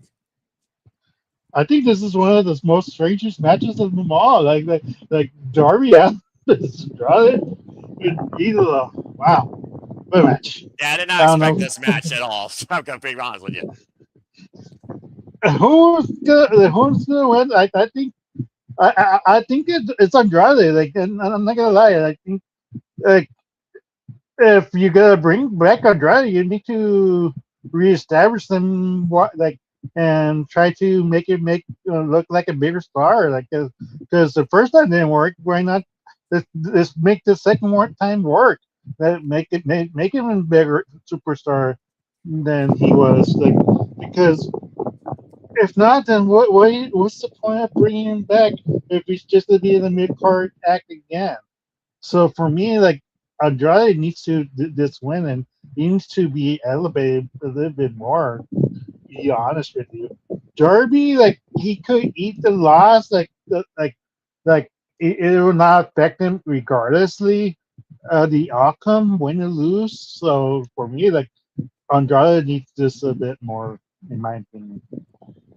Okay, fair enough. We got one for Andrade. We're going to do things a little different this time, and we're going to go up and down arrow-wise. So now it's me. I think Darby Allin is literally the guy for the longest time that has been on the journey to this accomplishment. An AEW original since day one. And as I talked about when Sting hit him up that bat, maybe AEW's icon. A former TNT champion, but a guy that's literally ride through hell and back in his career and in life. And I feel this could be a really big accomplishment. We've been talking about who we've had penciled in for the AEW Men's World Championship after MJF's run, where he says it's going to go down as legendary. It already has, considering he's already defended this title multiple times on the Independents, by the way, in Limitless Wrestling, and has now called out Pat Buck for a match next month in May. Could the title be on the line? Who's to say? But nonetheless, I think that Darby Allin and MJF should pick up where they once left off, and I think it'd be very poetic to be at Double or Nothing, the stage where it all began. So I'm actually going with Darby Allin here, because at the end of the day, he could get obliterated with a DM, spinning back fist, you name it. All he's got to do is pin the man for 3 seconds. In fact, that's how he won his last singles match. He survived Roosh, who bludgeoned that guy up and down the freaking arena, and he caught him with a pinfall in 3 seconds. That's all it takes, even after getting pile drive by Mark Davis. The bottom line, Darby Allin is a survivor. He always keeps fighting. He always keeps coming back. And he said, it'll be before I see God that I don't stop this pursuit for the AEW Men's World Championship. I'm not reading his last rights yet on that pursuit. I think that Darby Allin deserves this chance this year at Double or Nothing, if nothing else. And of course, MJF, he's the devil. Do you trust the devil? I'm just saying. But regardless, I'm going with Darby Allin here to find a way to overcome Andrade El Idolo. And then we'll see how that changes the momentum of Andrade and the trust in Don Callis' plans, considering he's already caught MJF at the House of Glory show. Just saying. And I wouldn't count on Andrade pursuing this championship yet either. But I think Darby deserves this win. I'm going with Darby. Ash, I'll go to you next on this. What do you think about this match? Where, again, if Darby wins, it's an impromptu to my contenders match for him. Yeah, I was trying to think of, who needs this win more? Because right now, because it doesn't look like Darby really has a direction going for them, although it's very heavily hinted that he is interested in the world title picture, which is good because that's something I've been wanting to see for quite some time now. It's just that they never really penciled him in. Whereas Andrade, yeah, he has all this momentum in the world going for him right now, but he does have his options. He can pick up where he left off with Bandito, because he does hold the wind off of Bandito, and he can do something down in Ring of Honor. Whereas Darby, on the other hand, he doesn't really have a direction like Andrade does. So, yeah, I'm going to pick Darby Allin because I want to see him as the world title. Darby is one of my favorites in AEW. I love watching that guy wrestle and do what he does best. And even if he doesn't win the title, it'd be nice to actually see him, be in title contention, because the guy worked his ass off for it, especially how many times he's been TNT champion and floundering in the mid card. So it should be nice to make his work, see how he fits in the main event scene, or at least give a little teaser of how he would fare in that scene at least. All right, fair enough. 2 Darbys, 1 Andrade. All right, that leads us to the other Canadian. Nick, what do you think about this? I mean, again, Darby literally said, we were talking about the new beginning of AEW this year. At the beginning of the year, he said he wants to go after and become AEW Men's World Champion. So, again, is this the guaranteed catapult to give him that chance? Yes, I think Darby is winning this match because they let you know on commentary, they really heavily, if you were listening to it, they really hammered home the fact that, and I don't know how they got to this conclusion, but if Darby does win, he's the number 1 contender for the world championship, which I don't understand how he would be the number 1 contender when Andrade is not even a number 1 contender. It was weird. But it's a Don Callis family MJF fed agenda with a guy that has a very strong singles win streak. It's MJF literally throwing everybody but the kitchen sink to make sure Darby Allin's not involved. No, but I think you're right. But I think, like I said, they hammered it home on commentary. I do think that Darby wins, but it's unfortunate. I don't like how he's saying he needs this, because we just had somebody else who said they needed this, and he's been off TV.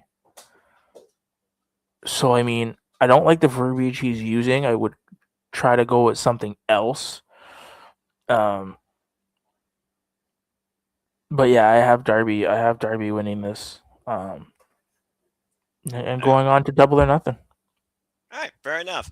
I feel like, again, the key word here is need, but the expression of need is another driving factor why I think people are buying into Darby Allin and his pursuit of the AEW Men's World Championship. Again, how much do you desire something goes back to what John Moxley said about the Continental Championship, about how obsessed he was to win that. We'll be talking more about that here shortly. Charles, that being said, Darby Allin and Andrade Hilo, what do you guys say regarding this match? Darby Allin, you guys set up your double or nothing main event. Go to JJ now. Thank you very much. And with that being said, we'll go to JJ to close this one out. So, JJ, I'm pretty sure outside of Manuel, it is literally going to be 5-1 unless you really surprise me here. So, do you have Darby Allin or Andrade? Bonus question. How far into the match does Andrade take his pants off to reveal his Speedo? Oh, bloody hell! What the fuck was... Or go outside the ring and take a selfie with a woman. Under 10 minutes. Over or under 10 minutes? Wait, he's going to make this video go longer because of this conversation. Seriously, JJ? No, I'm just trying to be funny, Noah, because it's like something he's been doing a lot since he came back. It is. I'm going to say under. And to the assholes that have said Mel Coleman looks like a man, you go fuck yourself. Yeah, you all are wrong for that, all right? And fucking dicks. All right, moving on from there. Be better, folks. See, here's my problem with this match. Go for it. I don't care about either one of these guys. High five. Darby is going to win. I'd rather Andrade wins, but I could give a fuck less. My investment in Darby winning the title was prior to Everest. Was him claiming the title after ascending Mount Everest. Mm-hmm. And they went away from that to go with Hangman because they just had to get the belt off of Moxley. Now, I don't give a fuck. I just don't. That's fair. Yeah. You know, if anything, I'd rather Andrade get the title to shove it up his ex-wife's ass. All right. Ooh. You know, just to show that he can be successful without writing her name. He'd be a good TNT title holder too. True. He'd also be a solid world champion. Yeah, I feel like he's world championship pedigree, and I still think Andrade the name you need to leave in that equation still. At some point. But you know, I'm gonna the end of the day, the question is, who would you bet money on?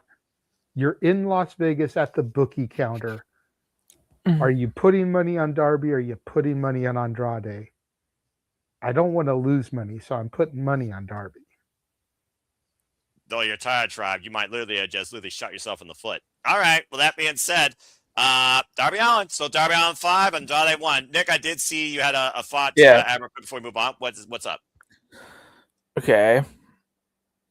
What if somehow, some way, Swerve gets involved? Does maybe Swerve's involvement make this any better? Because again, the verbiage that Darby has been using is, I need this.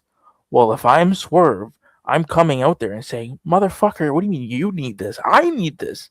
Oh, my Lord. I feel like we're setting up the most dangerous rivalry since Hangman and Swerve. And Swerve gets involved, and Swerve and Darby have a depth note against each other. But to your point, Swerve is not even on this card, and he created his dynasty winning the AEW Men's World Championship at the first dynasty against Samoa Joe. And I do think Swerve is going to show up one way or another Sunday nights.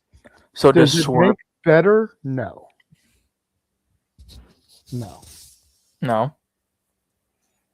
Yeah, I don't know if I want to see interference in this match. But again, Don Kyle's family. And also Swerve and Darby, very tumultuous history as well. Both men from Defy as well. still, food for thought, Nick. Definitely something to consider. But regardless, 5 Darbys, 1 Andrade. Okay.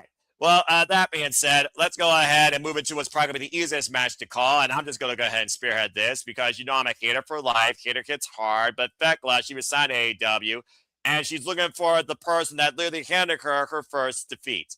It's one of those matches where the champion is looking to send a statement, especially after you heard what she friended Lexi Nair with after a good time with a dinner and then ripping her fingers off at a strip club. Jesus Christ, Thekla, you are warped, and I love you for that. But regardless, Thekla trying to lead the Triangle of Madness in the big gaping gap. I probably shouldn't say that. That Thomas Toy Storm is leaving the AEW Women's Division now. We got to consider who's really going to spearhead this division. With the fact we know the Brawling Birds are right now in the crosshairs of this war with the Death Friars United Empire, but also could be the ones that people might see upset the Divine Dominion in their home turf. For those that don't know, she's a charming Brit. It's one of those things that Thekla is looking for revenge against the woman that beat her last year at Wrestle Dream in her first ever singles defeat. Tekla's career really started with Jamie Hayter clocking her the wins after Double or Nothing, and we approach near 1 year later. These two are about to run it back in my strongest hitting match of the month. Straight up, I love Hayter. Hayter's actually going back to Pro Wrestling Eve in the near future. I love the Brawling Birds, but Thekla right now, who just resigned and is leading the Triangle of Madness, I expect this to be unanimous. I don't expect there to be a lot of conversation here, so that's why I brought it up. I don't see Thekla losing, especially after the Triangle of Madness just lost to the Brawling Birds and Nina after Jamie Hayter spoiled Thekla using a knuckle duster and then clocked her. And of course, Thekla got upset with it because Thekla, once again, couldn't get the better of Hayter. It's a straight-up grudge match, but it's also a redemption for the AEW Women's World Champion. If the Triangle Matters are going to build any stock into the future of all 3 of them for the AEW Women's Division, I think Thekla has to retain, simply put. And I also think Thekla uses a knuckle duster to try and knock Hayter hard, because that's probably the only way she's going to knock her the fuck out. But I got Thekla retaining, and I imagine everyone else has Thekla retaining as well. So this one, I'm just going to put up a little bit of a ballot count to see if anyone has anything said different before I move on. So I have Thekla retaining. Going once, if there's a counter. Going twice. Charles, I see your head. That's interesting. I don't see your hand. Unless that was his hand. Do you have something to say? There it is. What do you got to say real quick? I do have something to say. I do agree Vecca's retaining, but I expect someone to show up after this match. Eh? Fuck you, Charles. Fuck you, Charles. Don't take it. Wait a minute. Well, Nick, you might be more different than mine. We got telepathy. This is going to get interesting. Well, guess what? He put his hand up first, so he's going to say it. If he spoils it, you can chastise him later. Charles, who you got in mind? Probably not the same person Nick is probably thinking of. Considering somebody's down to 0 belts, I expect her to show back up here. Oh, Mercedes Moné. All right, we'll see. But since Tony Storm's not gonna be around, they're gonna need other people. What else can you really do? Just saying. Well, I mean, again, we've already seen, like you said, the season of returns. So there you go. All right. Well, that being said, it's factually unanimous. Does anyone else have anything further to say regarding someone showing up before I move on? And Nick, I do see your hand, and then I see JJ unmuted. What do you got to say? So, yes, she's showing up. I do see her showing up. But I do see another person showing up. And I will say her name till I'm blue in the face. You muted. Oh, what the fuck? JJ knows where I'm going with this. JJ knows where I'm going with this. Did you actually mute JJ? Did you actually mute him? Yes, I did. JJ, 10 out of 10. You know that? There you go. Because he knows where I'm going with this. And Look, if let Ash him live and die on this mountain. Just say it. Just say it, man. Just say it. This is great. This is great. Let's say it, JJ, please. Say it. The doctor is costing Jamie Hayter. Oh. Listen, y'all laughed at me when I said Jericho was coming back. She's coming back. She's coming back. I can Think about this again. This is my tinfoil cap. If she comes back, you can run Hater versus Britt. You Yeah, you can could. run.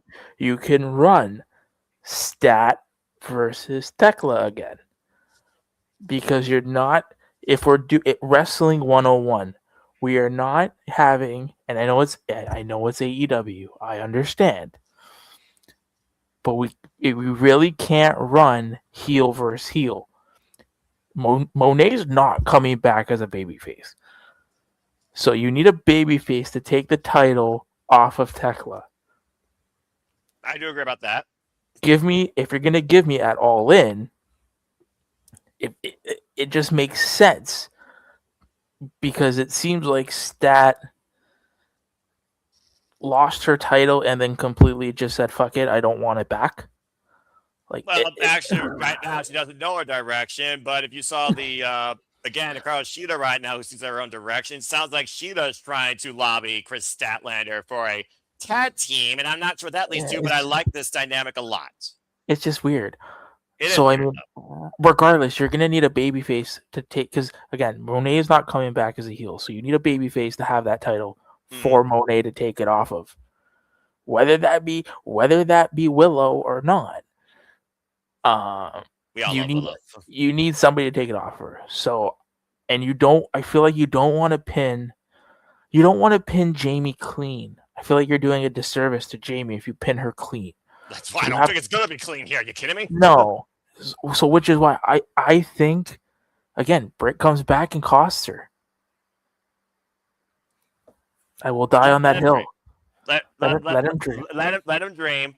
Let him dream. Let it be. All right. Well, thank you for that, Nick. I figured for that, Charles. Ash, hello. I see your hands up. What you guys say real quick before you move on? I think Jada just literally wanted to mess with Nick because he knew Nick was going to say that. So Yeah, I knew. I did, but I did have something I was going to say too. Remember, I had unmuted, but go ahead, Ash. Oh, okay. Well, ladies first, and then the gentleman last. That always likes to cook a master meal. Go ahead, Ash. What do you guys say? I had a feeling Nick was going to say Dr. Britt Baker. That's why I went DMD multiple times. I saw that. I saw it from a mile away too. And kilometers. Pick a metric system y'all use up there. Continue. Because I do miss seeing Dr. Britt Baker. I would love to see her return. Is it going to happen anytime soon? It's really hard to say. I say that the chances are low, but they're not zero. And as for like Tekla, I see Tekla winning, but the issue I have is, other than Willow Nightingale and Harley Cameron, what pure babyface does AEW have to potentially challenge for Tekla's title run if she does retain? That's my only concern I have right now. Yeah, it's very vague right now at the babyface front. I mean, Mina gave her a hell of a shot. I wouldn't mind them running that back. But right now, I don't see no clear babyface that could take the title off Thekla, and the Triangle of Madness right now literally holding the AEW women's division. I'm just waiting now to see when Sky Blue and Julia Hart get their chance, because Thekla wants to see both those young women thrive and succeed. And again, with Thomas Toy Storm right now off the marquee, this is a huge opportunity for everybody to step up. And this also raises another question too, because we're very heel heavy on the women's division. Oh yeah. Who do they turn to face? That wouldn't be like logical. That makes sense booking wise and motivational wise to go after Tekla. Well, I mean, they could also bring forward more of a Hyon and Maya world. I mean, because I know they just did working out of Ring of Honor, and with enough work, you could see something down the line. And I'm also just putting it out there because you got to consider opportunity could happen for anyone at any time. We have the Owen Foundation tournaments coming up, which you know are going to lead to World Championship implications. So I'm just thinking about sign talent on this roster. But yeah, as far as a straightforward babyface, I mean, Persephone is cleaner. I mean, she did beat Thekla last year in the CMLL Grand Prix. I'm sure Thekla, who's trying to get all her wins back, has Persephone in her future at some point. It's one of those things right now where I look at this point of the women's division, I don't see a clear top-tier babyface direction besides our smiling babyface of TBS, Willow Nightingale, who I think is going to have a very strong run with this TBS title. So again, It's food for thought, Ash. I don't have an answer for you yet, but I kind of like the fact that I don't know because it leads me to be surprised once it happens. And I think that's the thing when I talk about the AEW Women's Division. Potential. And once again, the potential is there. They just got to figure out a way to balance it now with the world title and the tag division. Where right now, I don't see nobody taking those titles off Divine Dominion either. All right. With that being said, JJ, go ahead. Yeah.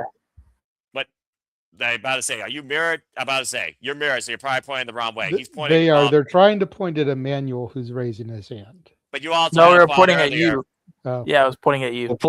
We're one of you, JJ. Well, look, you get lost in translation and direction. Let the guy in the center of the screen know it's going to go each way to point to the guy that's next. Thank you.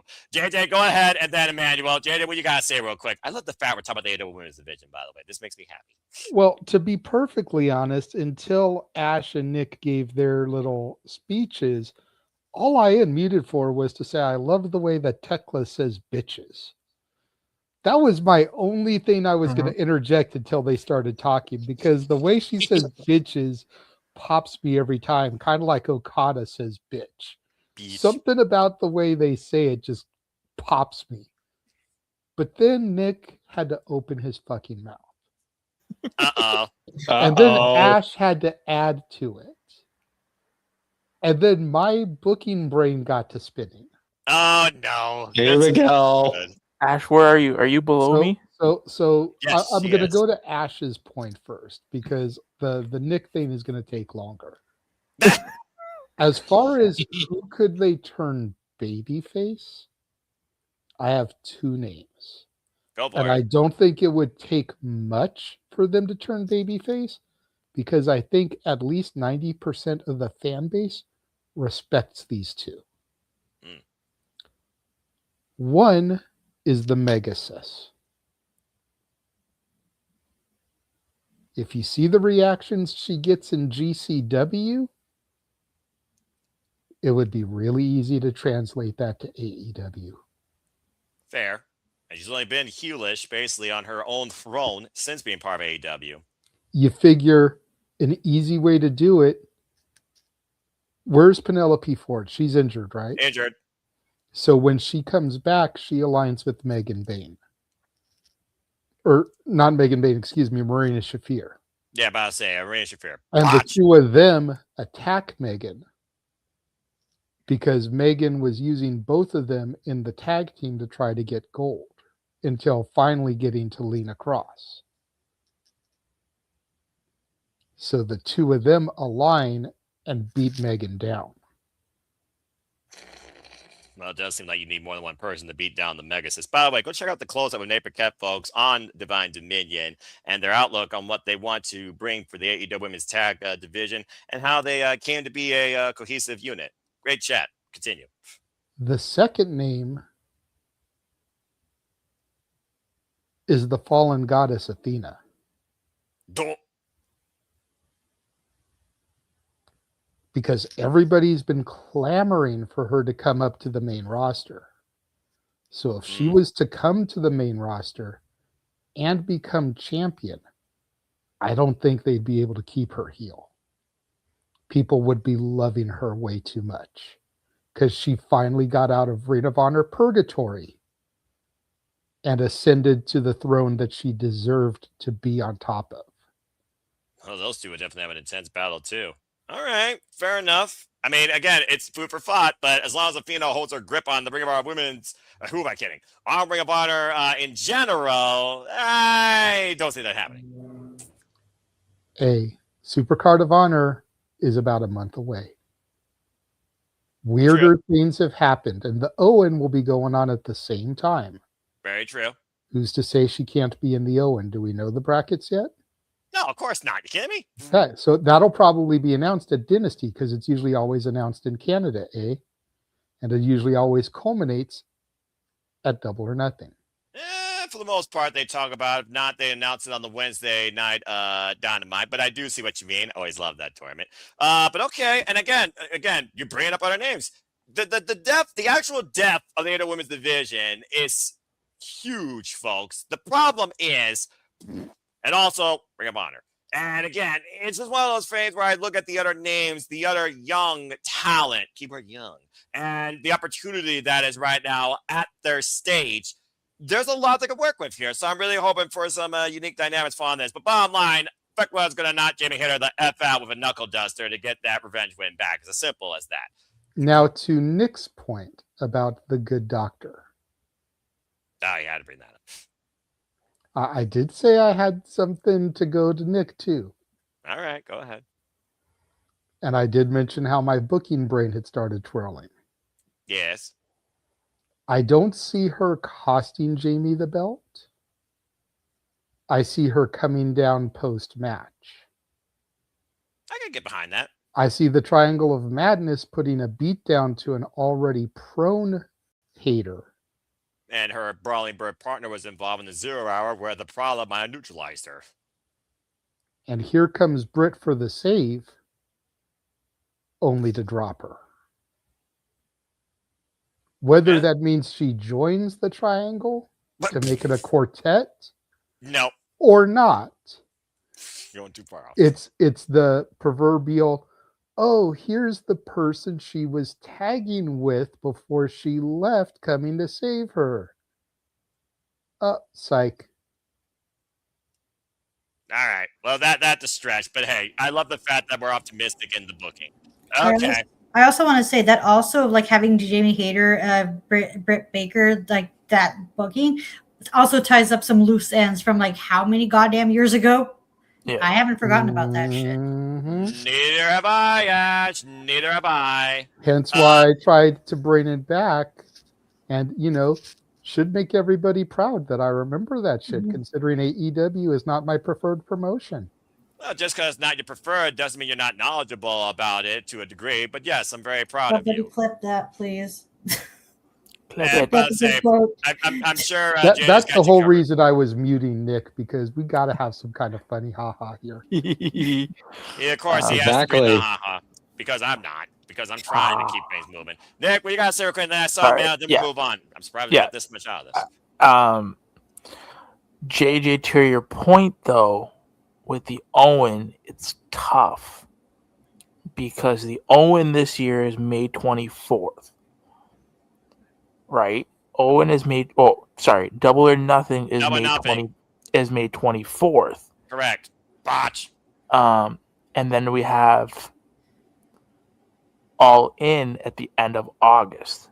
So we have to figure out where Forbidden Door is, if it's either in June or July. I'm going to guess July. You'd guess, right? Yeah. And then if it's in July, what are we doing in June? Maybe we do in the Owen Hart as its standalone event. Maybe you can make the Owen Hart like the King of the Ring, make it its own event, and you have that in July. Like the Owen is it's this year with the Owen, it is weird because of the way everything is landing. It's not landing like it was like last year, right? Because last year we had All Out, we had All In, then we had Forbidden Door, right? And then we had All Out. Correct. Right? So this year it's different because we're having Double or Nothing, Forbidden Door in front of All In, and we don't know where that's taking place. So the Owen is tricky this year. So I don't know how they're gonna do it. And then when is the G1 too? Because the G1 is like July. You don't want. It's always in July. So you don't want, and that's what I think was the problem last year with the Owen being, or the year before. You had the Owen taking place at the same time the G1 does. And I think with this partnership and how long we've been going on, you don't want to run the Owen the same time as the G1. So there's the G1 the Owen this year is weird. There's nothing wrong, Nick, with a couple months of storytelling. Absolutely. So we can still have the Owen end at Double or Nothing like normal in May. And then you still got all of June, all of July, and all of August to build a story between the winners of the Owen and the respective champions that they're going to be challenging. Mhm. That doesn't mean that those people can't have title defenses at In the between. pay-per-views in between. Mhm. But we have time to tell a cohesive story. Yes. All right, enough of the 3 word months. story before you put me to bed. Okay. Now I'm starting to get a little bit I'm ticked. just saying, it's something that's heavily criticized. Yeah, And it gives absolutely. them an opportunity to silence the haters. Bringing it back to Jamie Hater, who we're talking about in this match. Yes. All right, you got a good recompense on that last note. But anyway, again, as far as you guys optimistic booking over a month on end and what direction the tournament goes, wait and see. Bottom line, we're just talking about this match right now. Regardless if someone shows up, gets knocked the fuck out, the doctor will see you now, etc., etc., etc. Okay? But either way, Beckley needs to win if the Triangle match is going to have any merit in the AEW Women's Division. Simple as that. Emmanuel, I did see your hand at one point during all this diatribe storytelling and other booking nonsense. What do you guys do real quick before we move on? What I thought was going to be the quickest discussion before we can somebody move. turned into a different sub-tangent. No, we can move on because I was going to do the funny and then it got serious talk. The joke gets passed by. It was already moved on. So let's move on. All right, good enough. Good grief almighty. Charles, what is it? I saw your hand real quick. Story, Noah. Shut the fuck up. All right. Moving on from there, Jesus Christ almighty. If every match had to have a freaking story that goes 2 months long, then maybe the freaking world wouldn't have a pay-per-view every month. Oh, wait, that's the Fed, not AEW. They I'm only just have going 9. to say this right now for about your point about stories. For me personally, not every match needs a story, but they Thank do need a you! reason. They do need a reason for why they exist. And there's a happen. difference between reason and story, and the reason, those two words are different in a fucking dictionary.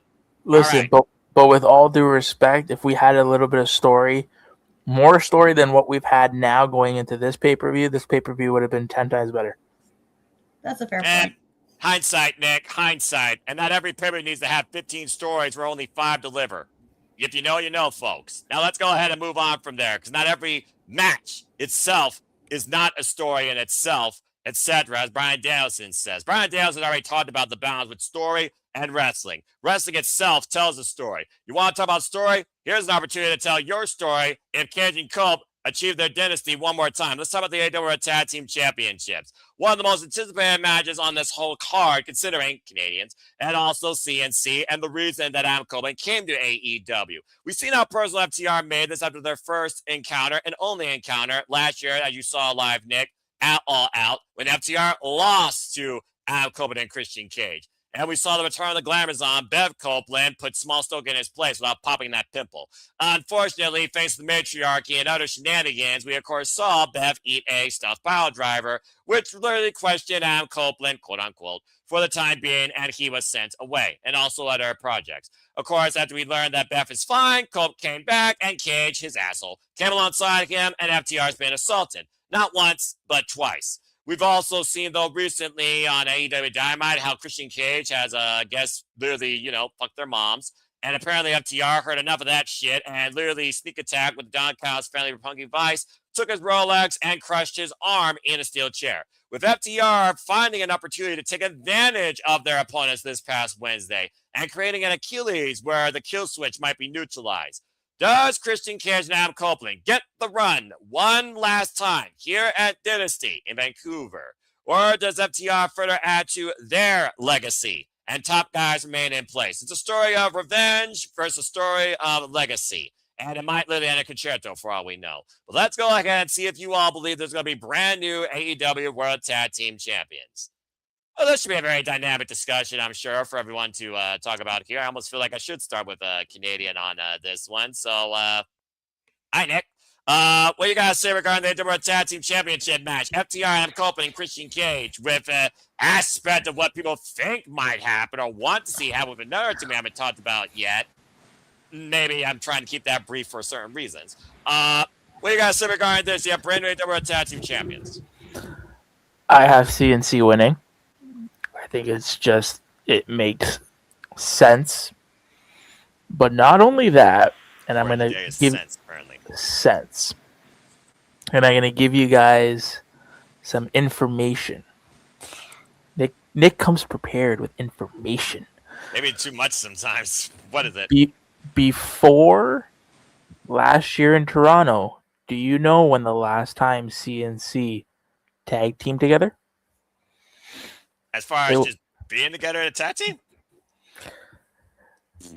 So prior to their AEW reunion, prior to All Out, the last time that CNC tagged together was in December of 1998 against the Job Squad. I think it was an In Your House event. That's That not event, true, 'cause TLC was multiple times after 1998. then Google's wrong. I don't know. Google's wrong. However, Damn it, Nick! You freaking idiot! There it is. The Terry Invitational was No Mercy 99. And that was Exactly. Eddie Kingston and the Hardys. Mania 2000, Triangle Ladder Match, TLC 2, All right, we're not, regardless, we're not going No down the fake dirt. career. listen. This is what Google's telling me. Okay, I'm listening Don't at Google. trust Google. They're telling me that prior to their AEW reunion, the duo had not wrestled together in Canada for over 26 years. With their Okay, previous Canada. match. Left out the in Canada part. Sorry, I should have. You just said they hadn't the last time they tag teamed. Sorry. Exactly. Details, Bosh. Nick. Details. Yeah, you gotta get all the details. It's Ah, one It Nick. helps thirty you in the tell the morning. story. You need details. You're Ask right. your wife. Exactly.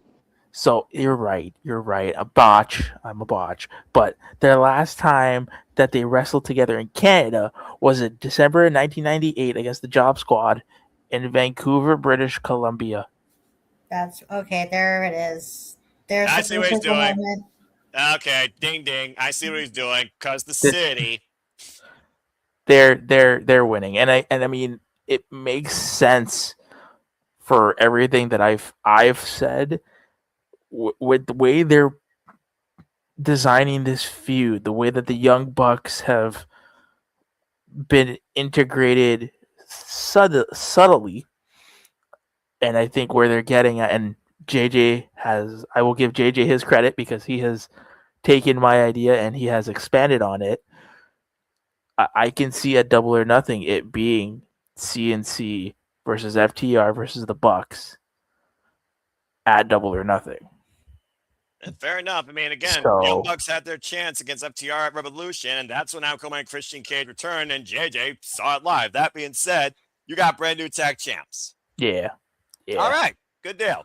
I'm going to say, yeah, if they don't win here, then what was the entire point of them becoming, out of nowhere, by the way, might I add, the number one contenders for the tag titles just because they said they were? Like, seriously, it was the Wednesday after Revolution. They're like, we're challenging.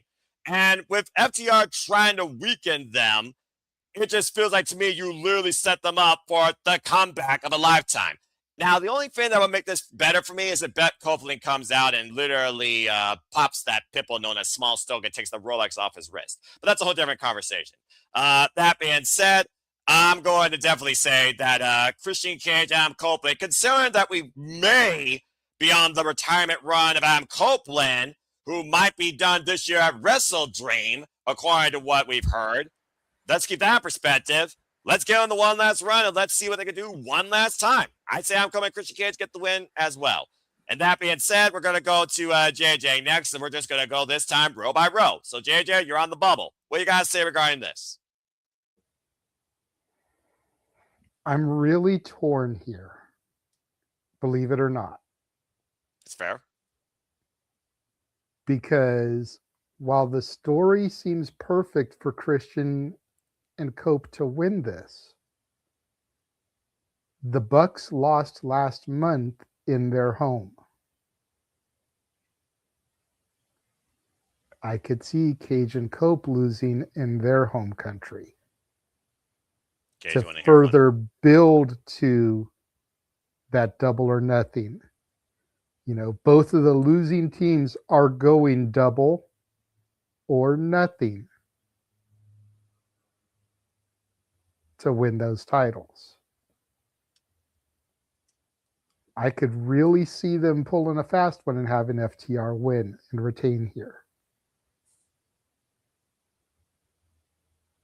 So until I know what else happens on Collision, I'm going FTR. All right. Well, I love the fact that it's polarizing. Well, Emmanuel, I'm just going to say this. FTR's held these titles since beating Brodito last year at Full Gear. And again, they've beaten the brightest young up-and-coming teams, the Rascals and Busta and the Brain. They've beaten the legacy teams of AEW now and the Young Bucks. And now, literally, one of the oldest teams of tradition that inspired them. Hell, they lived together. FTR now. And again, the last time we were in Canada, Adam Cole and Christian Cage, they did get the win. So it does seem like one of those things now where the hometown team has been losing to FTR. But the fact they made Christian Cage weaker, for all we know, after literally stomping his arm inside a chair on Wednesday night, I just feel like there's a reason behind that besides neutralizing the kill switch. It feels like to me they're trying to make it seem like it's going to be even a harder fight to win. And that's why I do think FTR are going to lose in some capacity. It's also one of those things right now where we just saw Triple Threat, Buffer, Fall Person, title change. With the tag dynamic here, and I don't think you necessarily need TLC, although based on Legacy, maybe that would make some sense in a way. I just think FTR's run has been long enough. So that's another reason why I picked them. But, man, what do you think? First of all, for those people who want TLC, please no. No. Like I'm thinking of Adam Copeland, how he landed on that cage, like diving. He injured himself. And if he landed wrong, most likely there's an injury going to happen in that match. I guarantee you. And I don't want Edge to be more hurt or more risking his career. And second of all, even Christian Cage, he has a lot of concussions. Please, for the love of God, no. I don't want these two legends sacrifice and almost killed this career for a TLC match that we know cut their career short. Let's face facts. All right, with that in mind, let's just focus on this normal match. I know. That's my mini rant. Like that's the only reason why I'm there. I don't want. Fair enough. Everyone else has ranted at this point tonight, so you might as well get one mini one in. Continue. Yeah. But at this point, like I feel like it has to be Edge Christian or Adam Copeland and Christian Cage because, like we've been calling this for the longest time that these two need to have a tag team match. They're the reason why Adam Copeland came back and they were training him like they're buddies. Like back when Edge was coming back to WWE, the FTR trained helped Edge to come back. That's fake fact. That's the truth. And at this point, like it doesn't really hurt FTR in the long run. In my opinion, it would be a good story for JJ. I mean, like, yeah, let them get one win at least, so make it believable. Hey, they might be the best tag team champions of the world. Like, they beat everybody, even the likes of Adam Copeland and Christian Cage. But for me, Tony Khan is gonna just give it the titles to Adam Copeland and Christian Cage in this occasion for the feel-good moment and see how long they have this run until they either retire or Adam Copeland becomes AEW World Champion. Then who knows at this point at this of his career if he wants to stay that long or not. So only he knows. So. Man, about to say, and again, he's got grit, but he's also up there too. Just saying. And this was the number one reason he did come to AEW. From go fuck yourself to go find yourself. Now go be yourself. All right. Charles, you're next. What you got to say regarding this? Oh, me now, huh? Consider talk about that TLC thing. It was so funny because Luther and Renee brought that up, the possibility of a tables, ladders, and chairs match to look to Christian and Cole before. It is possible it's going to happen. And it probably will happen. I don't know nothing. But the Cove, man, wonderful. Cove and Christian are not walking into that bench champions after us retaining here. And that's where I expect Cove Christian to win the titles of double nothing, and then, well, all in, Cove and Christian gets the Bucks. There you go.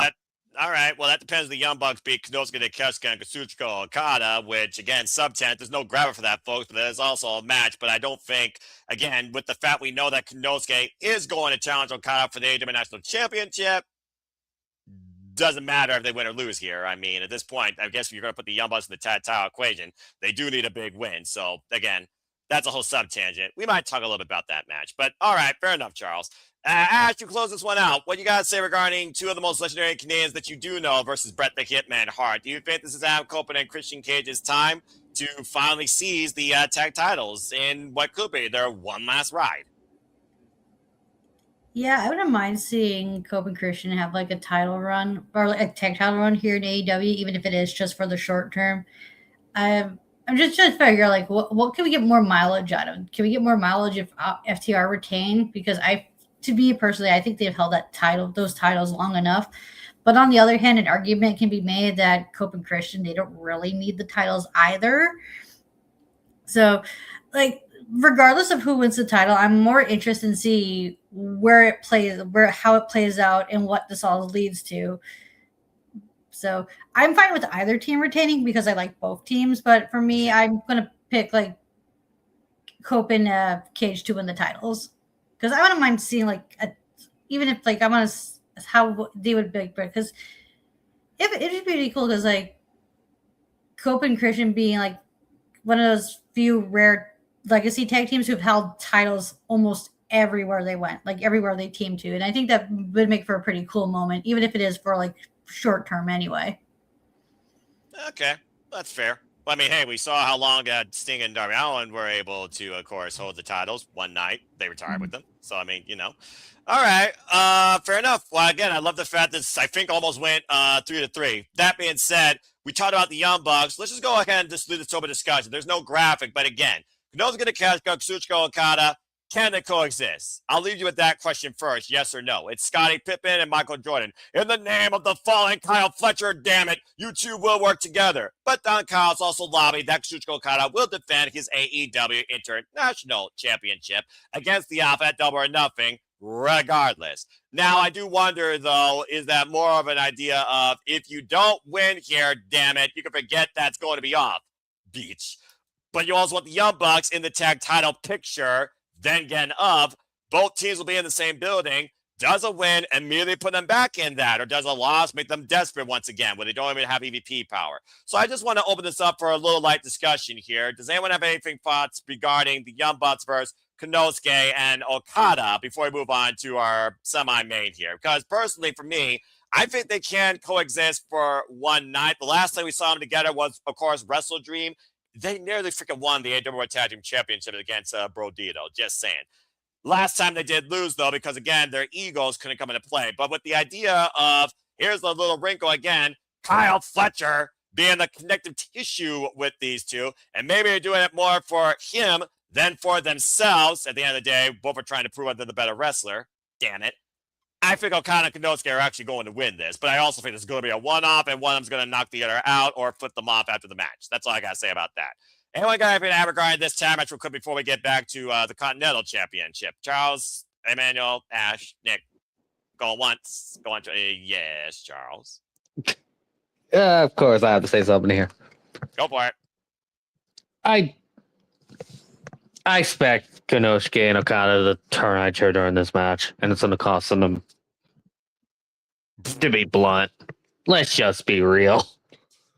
This match is only going to set up the Double or Nothing match with the rematch from World's End. That's all this match is.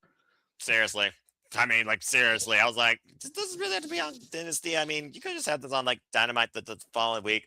It's one of those things where I'm like, we know what we're getting. What's the reason here? What's the reason? So, yeah, I just wanted to bring that up because I cannot fucking wait for Takeshita and Okada too. I'm just going to put that out there right now. Let's fucking go. As you know. But that being said, Yeah, I think that one is going to make a statement against the other at the expense of the Young Bucks. That's all I got to say about that. But I just wanted to bring that up because, again, it is an official match on this card. I also want to keep it simple for certain reasons. And I think it's also the simplest match on this card, if I'm being perfectly honest. Well, outside this, but then again, you all gave a dissertation, an extra 15 minutes of the future of the outlook of the women's division, and that speaks merit. All right, that being said, let's go on now to our semi-main here that definitely is brewing a lot more than... Yes, Nick, I see your hand. What you got to say real quick? So I did want to see this beforehand. I feel like before the next two matches, I think it's the Continental and the World Championship, and that's it, right? Yes, that's it. So I do want to say, though, I do think we're getting Willow defending the TBS title on this card. You think an open challenge? Yes, because there was an exclusive on the AEW Twitter account. Okay. And I was just making sure because I didn't want to spoil anything or anything. If it's an exclusive, that's perfectly fine. So she did. Willow did come out and say that she's here waiting. The TBS Championship will be on the line anywhere, any place. So I do think we're getting Willow in a match. Okay, I like so that. If we do, I'm going to throw out a quick... We just called Maple Leaf Pro with a bunch of Canadians, including one you were very fond of. Yes. But however, I think if we do get an open challenge, I am going to name off one name. And this name, the only reason why this name would be a thing is because Tony is a petty piece of shit, and I fucking love it. I would not be surprised because we did see her last match air tonight. I would find it hilarious if Tony's petty and does Willow Nightingale versus Danny Luna. All right, come on now.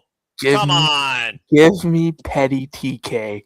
Come on. No, we're over that era, all right? It's not out of the realm of possibility. No, it's not. The match isn't. But the purpose you're putting behind it is, because I think that's one of the biggest things we want to see from TK. Maturity. And we talk about AEW and the maturity of the roster and product. I mean, hell, I think we're over that petty bullshit. Pettiness does not breathe a positive outlook on the wrestling business. I don't give a what the fuck someone wants to say about that. But the bottom line, I love that fact. I love that idea, though.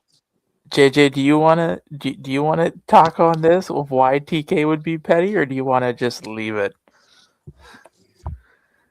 Because I think the reason I could see him doing this goes back to an interview that he gave earlier this week. Oh, I was thinking the other situations that transpired today. All right, let's not go down a sub-tangent hole here. That's a possibility too, but yeah, he was told very matter-of-factly by one half of that interview. Yes, he does. Yes, he was. WWE is against the ropes right now. They're losing a lot of fans because of the ticket prices and everything. Yeah. Now more than ever is the time to go for the jugular. Go for that knockout blow. And while I don't think Danny Luna is a needle mover like that, it could be the beginning of a combination that leads to the knockout. Yeah. Pun intended, considering where she's coming from. Exactly. All right. Let's also keep in mind, and I don't know what her contractual status is. Whose? But I'm getting there, Nick. Sorry. Considering everything that went down these last couple of days, like I mentioned earlier, with matches being pulled with talent versus talent, Ash very easily could have seen this woman defeat Mercedes a week or so ago. And if her contract, that then gives AEW another tag team as well. Jody Fret. Yeah. Bring Spitfire back together in AEW. food for thought. All right. Well, again, since it's not official, if it comes official, But- at some point I'll put it on the forum. But it's But still Danny interesting. Luna is a good shout. Another good shout, considering her man worked Reign of Honor tapings this week, is one SDL. Steph DeLander. All right. Well, And the again, battle of those two thick mamas, give it to me. all the power. That's all I'm hearing, all the power. But now I just want to see Danny Luna powerbomb Willow and Willow powerbomb her, and we just get a powerbomb symphony of a whole different sort. But I like this idea a lot. And Willow Nightingale, like I said, has been a very strong fighting champion. She just went through 2 defenses literally in the span of a week. Carl Sheena and Queen Aminata. So, again, Charles, I hear you rubbing your hand, and I'm not sure I approve of that moan you let out. Nah, Yeah, I didn't mean let's to. say. That was not that. well, what is it, Charles? I'm tired. Go ahead. Say your I thoughts. hate the before fact, we get JJ, back you were to in the my show brain program. and Nick was in my brain at the same time. I hate the fact you both were thinking what that. Else, what else is new? You 3 share a brain, it feels like. Well, not really when it comes to Nick, in our cases. But I see it happening. I see the Fair open enough. challenge. It's either going to be crazy Danny Luna. Flip. It was my headphones. Wow. Crazy. Danny Your headphones Luna going off. or, yeah, I expect Danny Luna or freaking Joey or Steph DeLander. Yeah, I mean, again, it makes sense, especially if, again, the contracts are up and they are free. We know Danny Luna is free, and she was a force to be reckoned with, and she was an uncrowned TNA Knockouts World Champion. More on that instead of predicting TNA Rebellion this Saturday and me ranting. Nonetheless, And not necessarily contracts, but you muted. how many talent might want to walk out after Rebellion based off of what happened? That cause and effect, JJ. Your guess is as good as mine on that one. That again, that's all very fair. I understand what everyone's saying here. That's all very fair.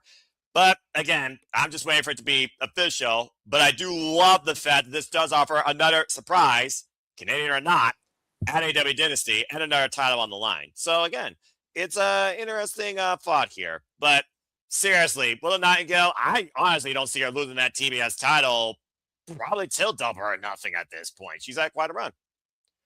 All right. Well, that being said, again, you 3 quit sharing a brain. That's getting a little bit weird here. It's a proverbial triangle, and the fact you're in a triangle formation makes it even weirder. And thank you for that, Nick. Imagine we see Killer Kelly. There. Moving on. You purposely said that to get Noah's reaction on his face. You said that on purpose. Listen, Myron Reed, who I'm going to watch John Schuchko caught up at the AEW National Championship Saturday. Beach. I've been waiting for Killer Kelly to show up and play and kick someone's fucking head off. Now, if that does happen this Sunday, there will be a conversation. But we're going to leave that alone for now. Philly show up. Never mind. Look, Alex Windsor and Killer Kelly. Thank you. Moving on from there. Killer Kelly and Jamie Hayter. We're going to stop it. Damn it. Anyway, enough. Freaking go on for 20 minutes of Killer Kelly versus Blank right now. Freaking woman that should also be a champion.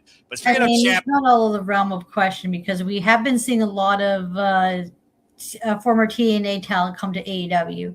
that's also fair. And again, I can speak on Killer Kelly for 20 minutes about the first woman of Ring Conf and why I want to see her kick ass in AEW. But nonetheless, You just know it won't be the bunny. Mm-hmm. I'm going to just move on before I go into a little rant because I know why he did that. Get me off Solo. Stop it. This producer is struck on power. I'm going to fire him like freaking Satya Morella was fired. Let's go, or it's suspended. Let's go ahead and move on. Freaking, bloody hell, I can't freaking think straight. Again, bring the body back to life. The only thing I care about in TNA wrestling. But, Wake okay. me up inside. Stop. Great song, great band, non-copyright. Okay, Jesus Christ. Let's get back to friggin' wrestling, shall we, bruvs? John Moxley vs. Will Ospreay 3 AEW Continental Championship. It's John Moxley and Will Ospreay 1. First time ever singles encounter in AEW. And again, it's for the Continental title. This match means there are no outside parties, and it goes for only 20 minutes flat. Bottom line, Will Ospreay has taken on John Moxley twice and still hasn't beaten him. He said that quite prolifically last year in the finals of the Double or Nothing All Invitation Tournament where he lost to him and Adam Page. Things really escalated, though, when John Moxley dropped him multiple times on a chair in a steel cage match in Forbidden Door in his home country in front of his family on his neck, and he had to get double fusion neck surgery. Of course, we saw the bruv come back. Well, excuse me. This bruv saw Will Ospreay come back live at AEW Revolution. Lucky son of a bitch. And he has literally marked Jon Moxley for revenge. We've also, of course, seen Will Ospreay enlist the help of his brethren in the United Empire, New Japan Pro Wrestling, as represent, of course, with helping Kyle Newman, of course, assisting him and encouraging him as Curry James become the youngest ever IWGP Heavyweight Champion. And we saw Chaos in Canada when Kyle Newman, Francisco Akira, Hinare, and freaking Alex Wins and Will Ospreay took on the Death Riders in victory, might I add, with Kyle Newman, Will Ospreay pinning the Death Rider. And we were just one moment away from Jon Moxley from Will Ospreay hitting Jon Moxley with the Tiger Driver. It's much more than gold on the line, but we know how much Jon Moxley values this championship. Continuity be damned. We got a match here about revenge with two of the stiffest, craziest mother effers about this wrestling business in their own way. So, bottom line, does it go to a draw? Do we get a new champion? Does this escalate into anarchy, regardless of the result? And do we have a brand new Continental Champion where you guys may have Will Ospreay on a different agenda before this vendetta is accomplished? Let's go around the horn and see what you all think. I couldn't think of a better person to start with than my Shinyan Pro Wrestling fan, Ash. Ash, this is going to be very interesting. So bottom line, what is the future of Will Ospreay, Jon Moxley, and the Continental title? What do you see happening? For some reason, I don't know why, I just see Moxley retaining because I don't see Ospreay getting a title quite yet. Because I see him go after a different title. Which is also going to play into what we're going to talk about in the main event. Which is the only match left. But I do see what your point is because following with AEW is like, because it's funny how you mentioned this because last night while I was at work, I was like, oh, Double or Nothing's coming up. What's going to be the Anarchy Arena match? Hey, there's a beautiful tradition. And then I'm like, oh. So like I knew it was like, we're going to get like Death Riders. But who are the Death Riders going to challenge? So it's like it's a little early, but they are like leading towards the United Empire versus I don't know how to do that properly, and I'm like way too white to do gang signs. So fair enough. I'm mixed, but I can get away with it. Continue. If I may, Ash, it's just I love you on both hands, tilted so that the index and thumb connect. Oh, exactly. Okay. Grounds up. Yeah. Anyway, I'm continue. not doing that. Because I don't get me wrong, I don't mind the United Empire, and congrats to Caleb Newman for winning the New Japan Cup because I picked him to win, and I'm watching the New Japan Cup, and it got to the point where I'm like, I kind of feel bad that the person I'm spoilers alert for like the review I'm going to be doing pretty soon. Keep light. He's the least interesting person to talk about in that tournament, sadly. And he's the goddamn winner. Well, again, out of spite, kiss the crown and make way for the prince. Anyway, continue, Ash. Yeah, so I'm looking forward to what they do with the United Empire, and the Death Riders because I love how they're building towards that. And it's like people are complaining about the disconnect, but you got to keep in mind, Will Ospreay didn't say he left the group, so Exactly. there's that connection there. Even though the United Empire is a heel faction,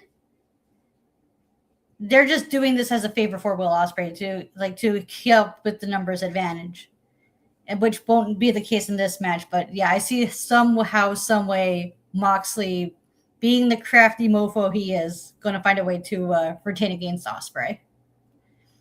And I will go ahead as we go arrow order and go after you and say, I agree. At the end of the day, it's 20 minutes, and all Will Ospreay is looking for is revenge. At the end of the day, he doesn't need to take the towel. He doesn't need to drop the damn man on his freaking head and neck, and a Tiger Driver will certainly do that. What this means, though, is that literally Will Ospreay will have Jon Moxley to himself for 20 minutes, free and clear. These two are going to punish each other. And again, Yeah. it's their first time ever one-on-one encounter in AEW. The last time these two were in the ring together, it was Wrestle Kingdom freaking 17 over that freaking IWGP Global Heavyweight Championship, 18. IWGP Global Heavyweight Championship. And we all saw how that played out. So, yeah, I know. The less said about that, I guess, the better. And of course, the dogs now are in AEW, and yet Gabe Kidd says, war with AEW. What the frick's going on? I don't know. But nonetheless, with Will Ospreay, this first match being back on pay-per-view as well, and everyone has a different agenda already for the bruv.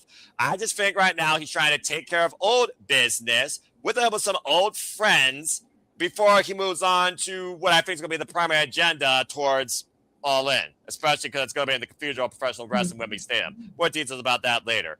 But regardless, this match comes down to, do we see a new champion who leads with the gold? In a draw with a bad damn neck, Jon Moxley still leads with it. And Jon Moxley has been the most prolific, fighting, committed, adaptive AEW Continental Champion in this title's history, taking on every wrestler of every form of style you could think of. So I think that Jon Moxley's going to retain, but I think he survives by the grace of the clock. I don't know what happens afterwards, though. All hell breaks loose, but that's going to be the fun part. Fuck off. But I got Jon Moxley leaving with the Continental Championship as well. Emmanuel, you're next. What do you got to say regarding this match? Actually, no, I would like to play my man card.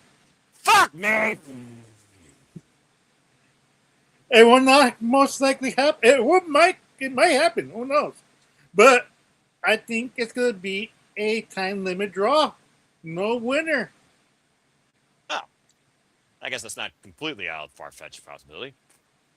Because like they're both are great wrestlers. 20 minutes is going to be wanting you to asking for more. So for me, like it's like for a pay-per-view result, but a time limit draw isn't so bad, and we wait till another day for a result, because like you could build this up to when Ospreay gets the title, and it'll be Moxley versus Ospreay 2 for the title, and now there's no time limit. Like this, we need to get a outcome for this match. So for me, no time limit draw.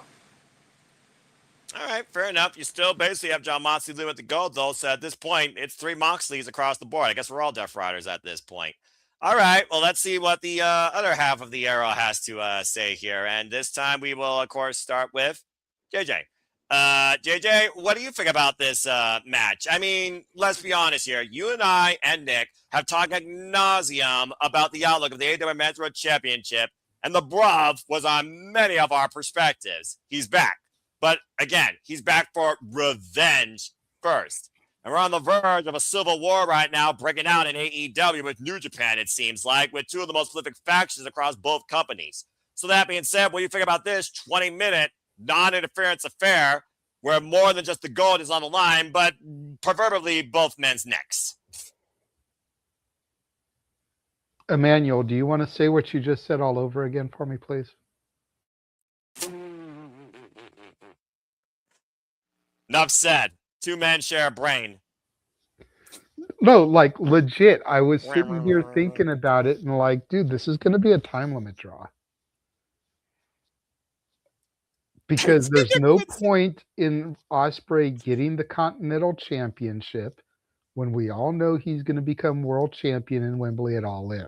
Or at least challenge for it. Let's not assume He's going to win the title at All In. You don't know that. We don't know that. We want it, but we don't know that. Noah, I will put it like this.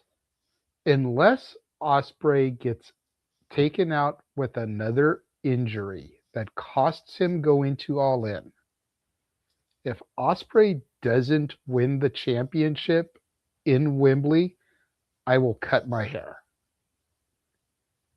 Like I will lose the ponytail and everything. Someone timestamp that, please. I want to make sure that we have a valuable video evidence for this to bring back up in August. Thank you.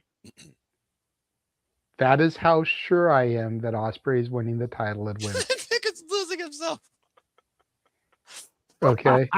But at the end of the day, there's no point in Ospreay getting the Continental Championship. There just isn't. I agree. So I see a time limit draw. All right, then. 2 time limit draws, and still, it's for Jon Moxley. Jon Moxley, Jon Moxley, Jon Moxley, Jon Moxley. Okay, Charles and Safet also, yeah, I'm about to say, remember, once the clock runs out and the match is over, it's free range for anybody to do whatever the fuck they want to, either of these men inside the ring.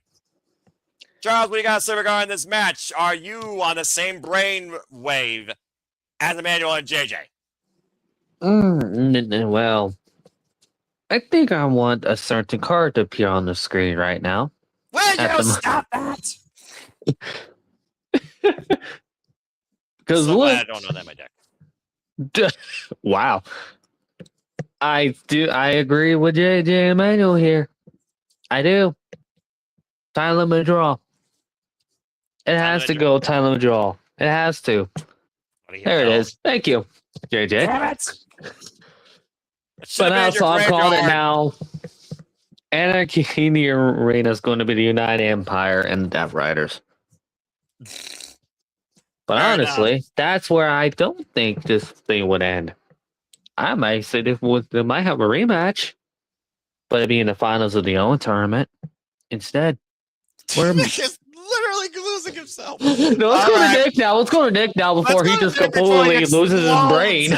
I don't know what's going on with Nick. He's going to explode. I feel like, Nick, you're on the bubble. Go ahead and lend your thoughts to this. Right now, it's unanimous. Somehow, some way, we got Jon Moxley leaving with the Continental Championship. What do you got to say? I feel like this is one of his most anticipated matches on this card, too. All right. All right, get comfortable now, man. Jesus, you were going to be worried there. It's like your brain's about to explode. Literally. It worked like he was in a padded room. Yeah, right? Look at the insane asylum. I'm just waiting. I'm just waiting. It's about ready to break out. All right. All right, There's something I need you guys to do. Okay. JJ, can you put up the trap card, please? Oh God! Damn it. Oh no! Hold on. That's a trap card. I raise you the magic card. Okay, The magic card. The magic card is something unprecedented that may happen. The reason why I say this, there's you guys all talk about Stadium Stampede, and while it's great, we've already seen the United Empire. I have Mox winning. Okay. I have this, and he's not just winning. This is going to be a decisive win. This is going to kick off the Ospreay story arc of, can he get it done? Has this injury changed him for the better or the worst? And this will lead into All In. Because the magic card says, I'm predicting a return.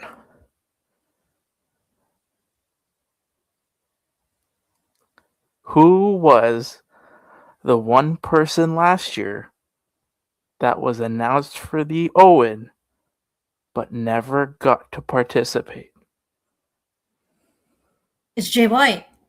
Yeah, Switchblade. I see Switchblade coming back because there's gotta be a reason why lately the Death Riders have been feuding on Collision with the Bang Bang Gang. Oh, that's a good shout. That's a really good We shout. just got news via Billy Gunn that both guns are healthy. For now, yeah. About to say. I think we're getting Anarchy in the Arena, but I think it's between the Death Riders and the Bang Bang Gang. I think Jay is coming back, And I think because again, Osprey doesn't need this title. This title, the only reason why this title is even relevant into this is because he wants Moxley alone for 20 minutes. Yep. He can give a shit about the Continental title. John took away Jay's chance at the World Championship. The Death Riders took away his chance to be at Wembley Stadium last year. Yes. It writes itself. If they're all ready to come back, how many times now has, I mean, again, no way you don't scroll, but how many events has Jay White tweeted out, I'm ready? A lot, actually. A lot. A lot. Because I know people who follow Jay White and they're super into Jay White. That's the only reason why I know about this. Just shout out to my friend King from ATW, who literally breathes with a switchblade. To Ash's point, he's one of those very people I see all the time in our private chat. Oh, it's gonna happen. I really truly think we're getting. He has to be ready to come back now. It makes too much sense. Again, I just this is not for the title. This has no bearing on the title. We know what Will's story is. Will's story, like JJ said, this motherfucker doesn't win it at Wembley. All hope is lost in humanity. Damn, that's a hot take. Pretty sure people said the same thing at WrestleMania 39, but that's a whole different conversation. But nonetheless, John, about that screw Cody Rhodes. John, save it for simply predicting next week. John took away Jay's chance at the world title. I It's remember. only fitting he comes back and takes that title away from him. That's a really good shout. That did not cross my mind. I also want to put this out there. I believe to also Nick's point, John Moxley has never beaten Switchblade Jay White one-on-one either. All right. Well, again, the bottom line, though, everyone's unanimous here. We're Death Riders. We're going with John Moxley retaining. But at least there's a different outlook as far as what the future of the Continental Championship is versus the Bros and the United Empire versus the Death Riders. That was very unique. Charles, I did see your camera. You guys circle before we go into our main event. I will say this real quick while Nick was going crazy back for I think he was becoming Stewie Griffin from that one episode of Family Guy. Me in the same room. Because I thought JJ had the same idea as me, and I was like, hopefully this guy doesn't take it. Hopefully he doesn't take it. You gotta remember, he doesn't follow AEW literally verbatim like you and I. But also, I didn't think about Switchblade Jay White at all in this equation. And again, with all the returns, that's brilliant. Again, all right. We've already seen the United Empire, and you know what? You have to give those dudes credit because Francesco Akira, is that his name? Yes. Yes, that is how you say it. Yes. He's a small motherfucker, but he can move. Right? Oh, yeah. He's a junior heavyweight, that boy. He's called the Fireball for a reason. He'll be part of the best Super Juniors. Of course, you will probably talk about that at some point, though, after the tournament concludes, as we get ready for that tournament here in the near future. Again, folks, stay tuned. Bad Wrestling. And Hanari's a beast. He looks like I want him versus Claudio. Oh, right. And the fact that Callum Newman is the youngest IWGP World Heavyweight Champion at only 23 years old. And listen, for those assholes out there, I didn't need to Google it. I actually heard it on commentary. Maybe you should pay attention. I'm proud of you. Yeah, they were really solid. I liked it. There's a reason that the United Empire right now is a firm foundation. And maybe when you guys do a New Japan kind of show, there is, and I think we discussed this on a simply when it got, I think it was late last year when we found out that El Idolo was the backer of United Empire, and we came on that show. It was us three, and I said it would be funny if at Forbidden Door you do an Andrade versus Will match. Well, if you looked on Twitter, Will tweeted at Andrade, "Where were you?" Ooh. I mean, again, if Andrade Just throwing doesn't it up agree with Don Callis, Good. Just I'm throwing about it to out say, there. if Andrade does not agree with Don Callis, I'm just saying.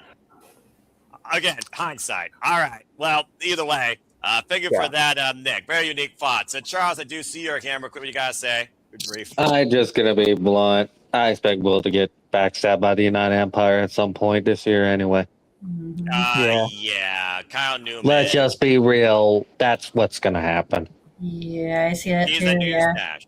Tease that Yeah. New Year's Dash. Again, if you want to hear more about New Japan Pro Wrestling, subscribe to The Bag for Wrestling or find me and her and Nick and Charles talking more about New Japan Pro Wrestling on a different form. If you want more New Japan content, stay tuned. We will be covering, of course, Dominion and maybe Dontaku. And, of course, we will be doing Batty Bracket Breakdown for the G1 Climax and covering opening day. Stay tuned as we bring you more Japanese wrestling coverage here at the Super Live Studios in the near future. Well, that being said, we've had a lot of unique talk, fantasy booking, big what ifs, possible returns, possible first-time show-ups, even in and out of possible social media-driven pettiness to try and literally go after the juggler, after the biggest conglomerate on the planet that's already driving the fan base away. And we've had a lot of unique manual cards and Yu-Gi-Oh references. But let's go ahead and get right down into it. Let's go ahead and get into our main event of two deities of professional wrestling. For what happens when the devil meets the god of pro wrestling at 100% for the richest prize in this company. It is for the AEW. That is such a fucking kick-ass graphic. It is for the AEW Men's World Championship. Maxwell Jacob Freeman versus Kenny by God Omega for the gold. The devil versus the god. The god proclaimed by so many fans with so many names, and the devil who truly claims what he is, that no one is on his level and he's better than you and you know it. We saw Kenny Omega subtly outsmart MJF this past Wednesday after MJF called in his health into question. As yes, Kenny Omega, the first time they met, the first and only other time they met, he was going through diverticulitis. He was at 80%. He didn't even know he was a ticking time bomb with a lifeline, it seemed. As he had 2 feet of his intestine removed and a new leash on life, and as soon as MJF's New World started, Kenny Omega said, what if I could do this one more time as I look to correct the mistakes of the past and give this title and this company what it needs. And after dropping him with a V trigger and subtly saying this was the last chance you could shake my hand, respectful out of the window, we got Kenny Omega far better than 2023 at 100%, taking on MJF. All right, now we're going to get into some fun stuff. Time to get serious here, guys. We talk about the different dynamics of the AEW Men's World Championship verbatim with MJF holding it. We also got Kenny Omega, who does offer other dynamics as well. Whether we see him, of course, honoring what he said to Darby Allin, whether we do see one more run, where we see a transition, though. But it feels like MJF is truly running the gauntlet of the all-time greats to come and the greats that were in AEW. And what really could be, in my opinion, Kenny Omega's Champion's Pursuit swan song. But bottom line, let's go around the horn and see what y'all think about this match. Who leads with the AEW Men's World Championship and what's to follow? And do we see something dangerous happen during, if not after it? Let's go around the horn and talk about this main event. And we are literally going to go counterclockwise, starting with the man on my left and ending with the man on my right. JJ, what do you think about this match? What do you think about MJF's run, Kenny Omega's pursuit, and what do you think Kenny Omega's future holds, even with the health being put into question by MJF on multiple occasions? What do you got to say regarding this match in the AEW Men's World Championship? The floor is yours. Kenny Omega, before he retires, will hold the AEW World Championship one more time. It just won't be on this night. Simple as that. You need a strong heel for a big baby like Ospreay to defeat. As much of a dream match, and I know it's happened before, but as much as a dream match as seeing Ospreay and Omega in Wembley is, if Ospreay is going to get his first major championship in the States, you need to beat a solid heel. MJF is keeping the title until Wembley.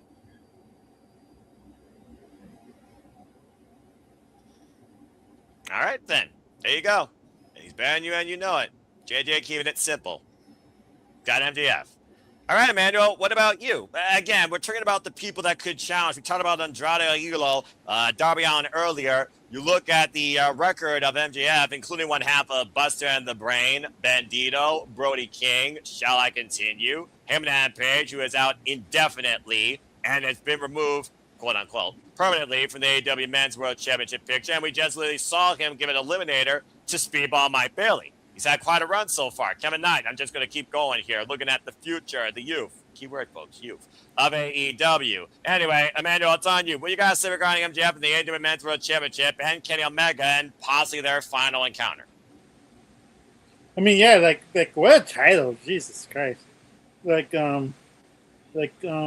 For me, like biblical sense, I always gonna root God over the devil. Let's face it. I'm a religious guy. I'm pro God, but we're not talking about that. No.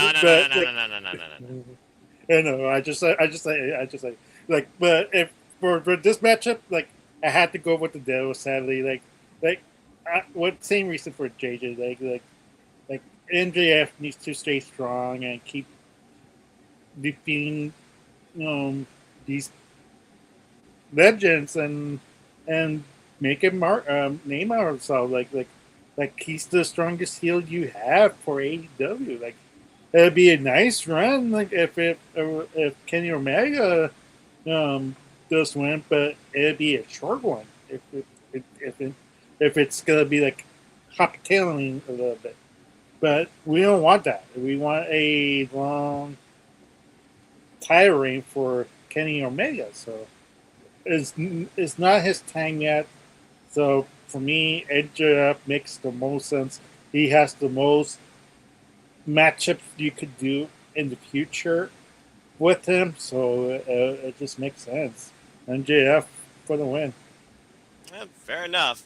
Well, Charles, as we know, Kenny Omega earned this opportunity defending his EVP status quo and took the number one contender spot from Swerve Strickland a few weeks ago. We have not heard high nor tail from Swerve Strickland, though, since. As I said, the first time we had this stage, he created his dynasty here. Last year, it was taken away from him. This year, he's not even involved in the equation or the match card. So, Charles, do you sense something dangerous is going to happen? But regardless, do you also have MJF retaining? As JJ said, I do see Kenny Omega again that AEW World Title one more time before he fully retires. It's not happening at Dynasty. MJF is retaining because of Swerve getting involved. Let's be real. Swerve, you can't have Dynasty without Swerve showing up. Since he's been on this event ever since, the first one. Just saying. That's what's going to happen here. All right, then.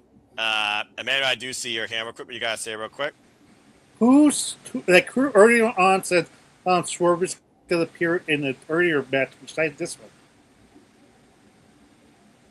one? Someone mentioned Swerve as well, like he's going to appear. Oh, Darby, because Darby and him are crazy nothing futs. Yeah, like someone said, whoever mentioned it, do you see this or do you see this match? Most likely he will appear, because that's twice that we mentioned Swerve appearing. I would say, because talking about the word need, and the person at the expense he got that need from, that took away the number one thing he was looking for when he became, once again, the most dangerous man in his own mindset. I would say this one is more prolific. Anyway, Charles, I see your hand. What you got to say real quick? It was Nick that brought it up. Well, he's brought up a lot of things tonight. No, it was the Darby thing. Because Nick brought up that dart. All right, that kind of threw me off. What the world? I think Jada's just learning more about StreamYard tools and having fun. It just kind of threw me off. I mean, hey, there you go. I mean, you know what? I like this. I think the chat is just as important as anybody on this screen. So thank you for that, JJ, and thank you for that, Charles. All right, that just leaves the Canadians. How fitting with one of the most prolific Canadian professional wrestlers of all time. That, again, hi, Ash. You know much more about Kenny Omega than one Bret the Hitman Hart. But nonetheless, Damn it. What you guys say regarding this and Kenny Omega's future? Do you have MJF retaining the AEW Men's World Championship? This is one of those things where it's just like I'm torn between what I want versus what I think should happen. Because y'all know how much I love me some Kenny Omega. My God.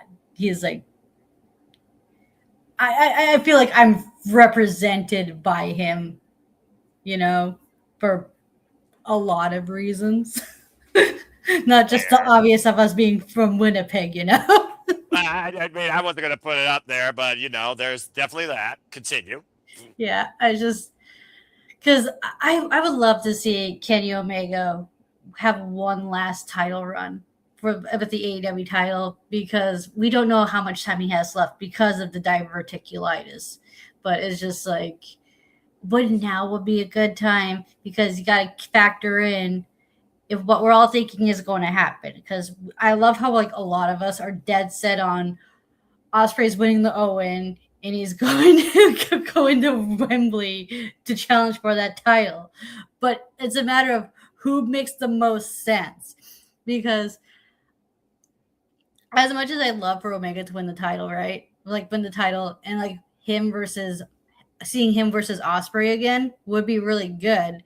But at the same time, that's just what I want. But what makes more sense is Ospreay being the conquering hero, defeating the most dastardly villain AEW has right now in MJF. Because although I'm on that mindset of, if not now with Omega, when? And is it going to be too late? Because that's what I'm concerned with. But it's just, yeah. So just like, do I go with Omega? Do I go with MJF? Because y'all made really good points. Because I was thinking of those as well, going into what makes more sense going into All In, and I'm just like, see, the match I'm obviously more interested in would be Ospreay versus Omega, but it doesn't really make much sense going into the lore of All In with Ospreay and MJF. Well, to be fair, MJF and Ospreay did face off in Wembley at All In 2024, but it was for the AEW International Championship, and Ospreay won.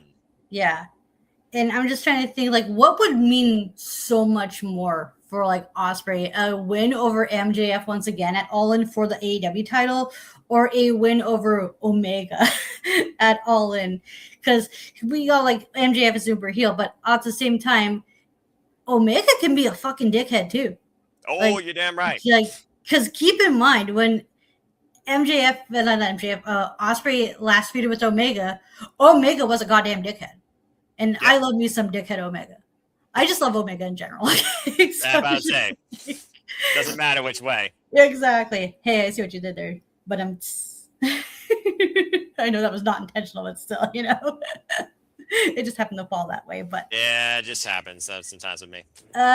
For me, it's just because I went into going oh yeah, I'm picking Omega to win, but y'all made some very good arguments. So I might have to switch teams and be on the MJF front for this, because y'all made a very good, compelling argument. So she's on the fence or borderline. Fair enough. I mean, what else is new? Am I right? I mean, Ash as over here. much as I've come to learn about you, Ash, accurate. Well, again, like I said, we're looking at the outlook of the future of the AEW Men's World Championship and who should be the person to take it off MJF. It's not a matter of when. It's a matter of who. If it's Ospreay, then literally you're figuring about All In.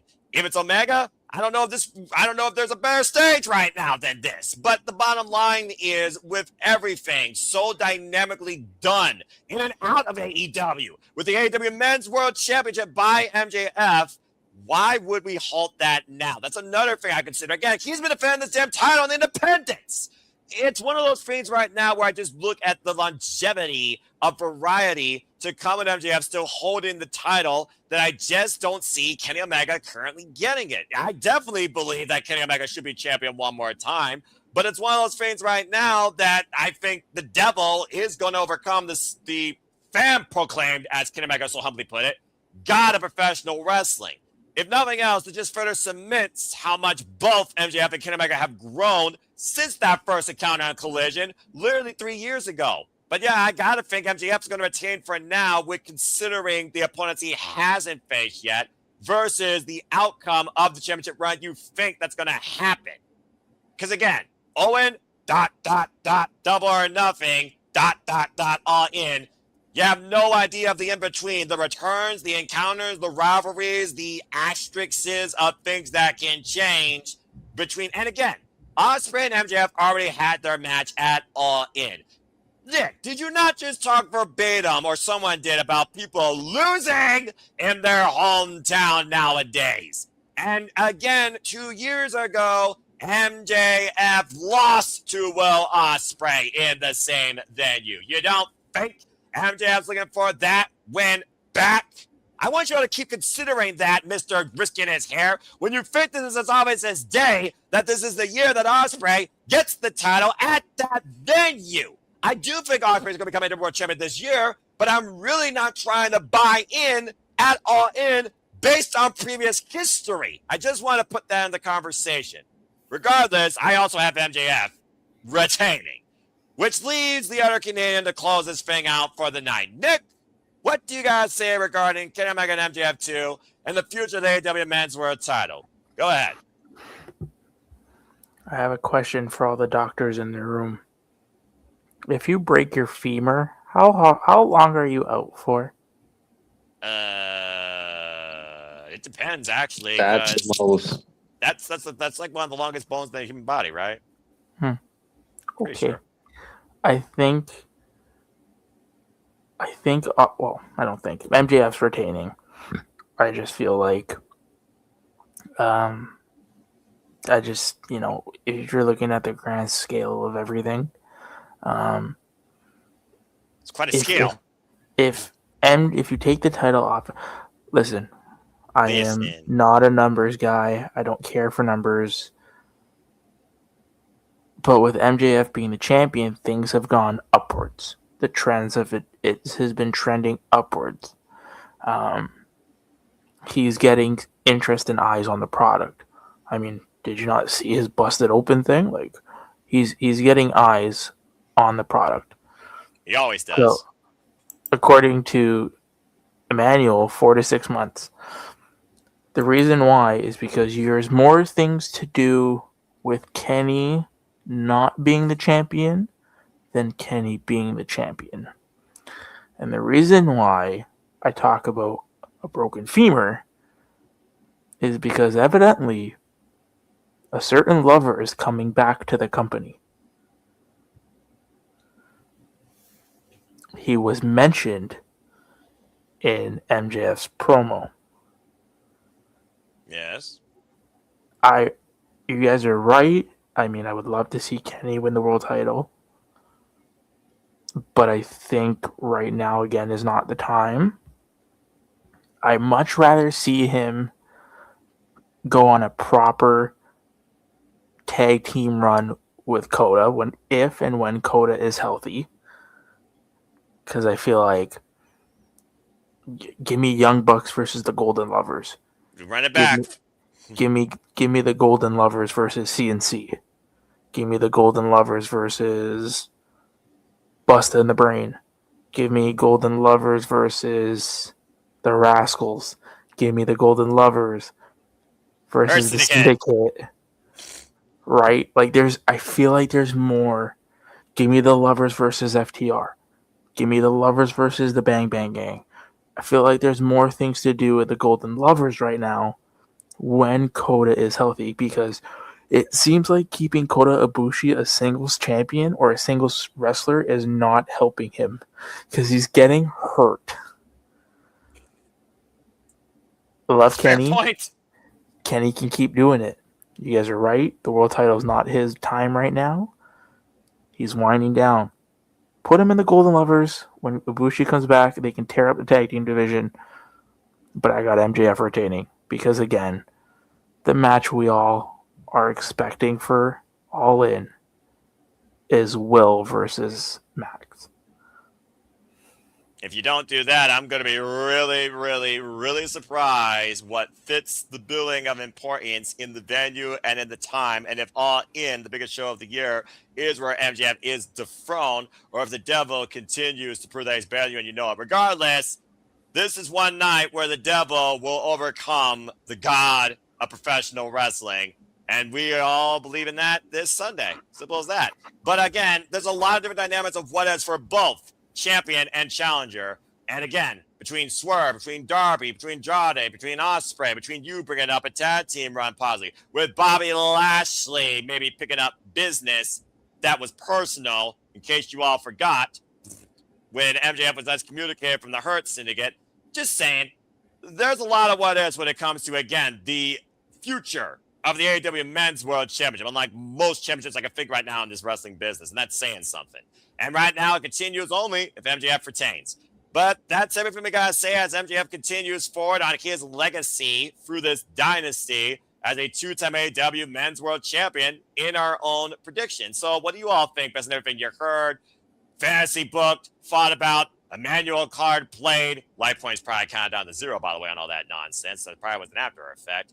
All the possible outcomes you think that could happen, who could show up, whether it's a DMD, even though he communicated twice, not 3 times on that, whether or not it's someone else that is strong for the subculture, or whether or not we get a little bit of Spitfire. Let us know your comments and your thoughts, of course, in the chat or in, of course, the comments down below. And again, don't forget to subscribe to all the outlets here that you have followed here at the Cibao Studios. More importantly, follow us on the X. But without further ado, thank you all so much for tuning in to what was far more than anything but, as usual here, Sleep Predicting, where we fantasy booked, we outlooked, and we looked towards the excitement of the perspective of the future of the AEW product, women's division particularly. And I thank everybody here that was part of the conversation, including Oofman, that couldn't be here for the whole thing due to the technology. But again, follow him when it comes together to Oof. And Oof, I do look forward to Sleep Predicting actually with you when your technology holds up. And thank you so much for the meme. That's definitely going to become a meme probably after this thing concludes.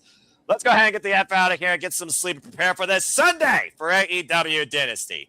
Nick, first and foremost, thank you so much. I'm glad you were here for the entire time. Technology worked, and you brought a lot of proverbial food to the table when it came to predictions and the outcomes and future outcomes. So go ahead and tell where the people can find you. Yes, you get the solo shot courtesy of JJ. You're muted. Botch. All the wrestling. Damn it. Did the ad right here. Follow it. Or don't follow it. He still doesn't know he's Wrong mirrored. side of the screen. Wrong There side you of the go. screen. There you go.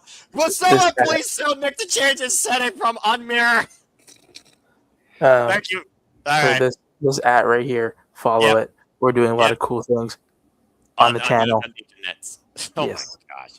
All right. Yes. So thank you, Nick, so much. And again, shout out to Mrs. Ferrantes. And again, I hope to see you on the call this Sunday. Otherwise, I know that you would definitely be part of some sort of after discussion, I'm sure. Again, folks, stay tuned. We cover it live, 7 p.m. Standard Time on Sunday night. I know he's going to be as I do because it is pitch black out there in Canada, so goodbye and good night to you.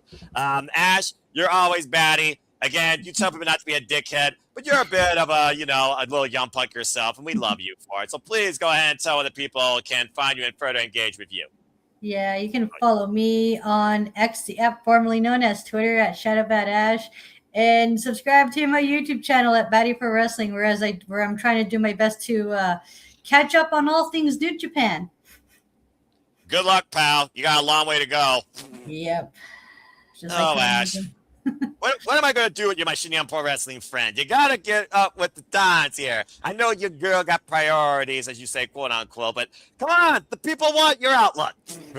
You're exactly. It's just, hey, your girl's time management and other stuff is just like I'm not a good juggler or a balancing act person, but That's I'm fair. trying. I'm trying. I know, I'm doing my I best. applaud you for it. I'm not getting on your case. I'm only encouraging you. You know Yeah. how much I No, love no, hearing your I get outlook. that. I get that. I'm just giving reasonings as to That's why fair. I'm doing so. So yeah. Look, at the end of the day, at the end of the day, Master Yoda is unrealistic when he says, "Do or do not. There is no try." Sometimes try is all you can do, Damn right. And you either succeed or fail because you try. Mhm. but at least you try, damn it. And that's all people expect from you. You can't say that you failed without effort. Failure is always an option. Hashtag Mythbusters. And Exactly. don't accept failure if it happens. Like I always say to my workmates, attempting and failing is better than not attempting at all. Simple as that. The more you know. Thank you so much, Ash. And again, I look forward to the next time you and I collab on Shooting Pro Wrestling, or if you're a part of the call this Sunday, or the next time we simply predict. Hope to see you for WrestleMania predictions. Of course, I'll talk more about that when I get to my plugs.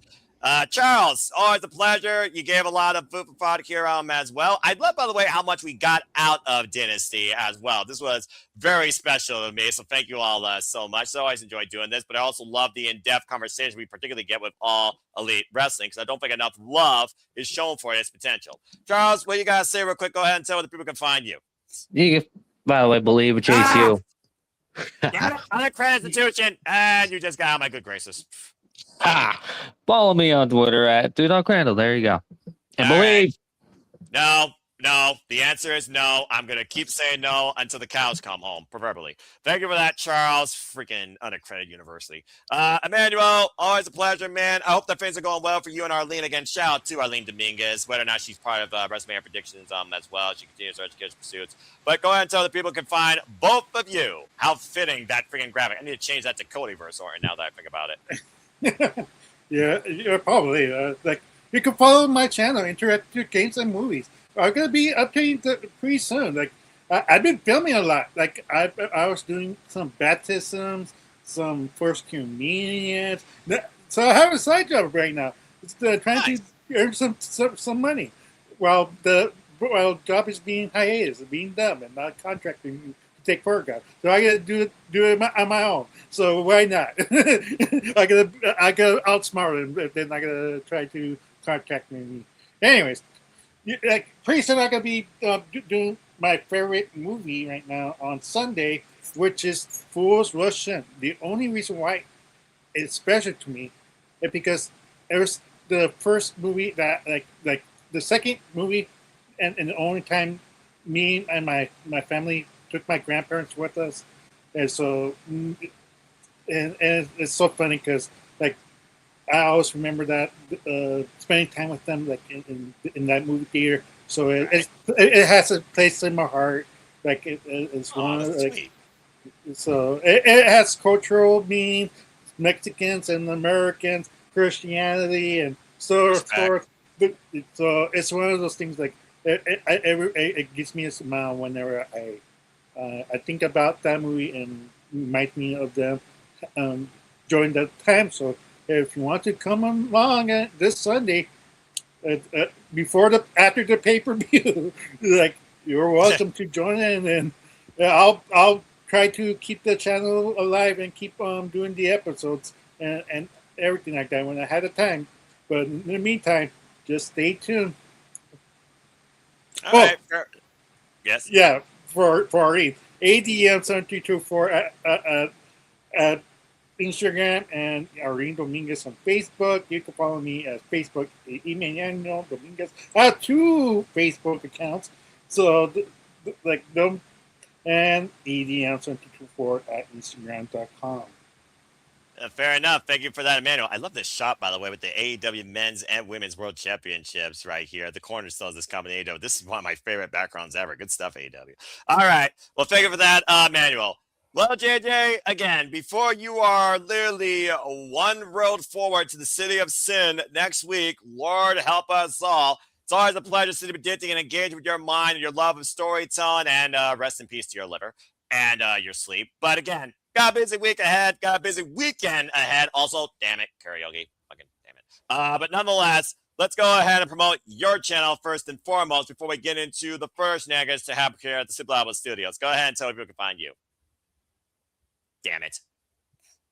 Well, you can find me on X at ROWJJ Williams and Casa D18 Studio. No S at the end on the X. YouTube, of course, is Casa D18 Studios. Instagram is the Renegade JJ Williams. Nice. Like Charles said, support Chase University. Never. I mean, just look at all those graduates and alumni right there. Such an eclectic group of individuals. I don't like this. I don't like this. non-existing institution. Make sure you follow the Simply Reliable Studios at SR Studios 2024 on the X.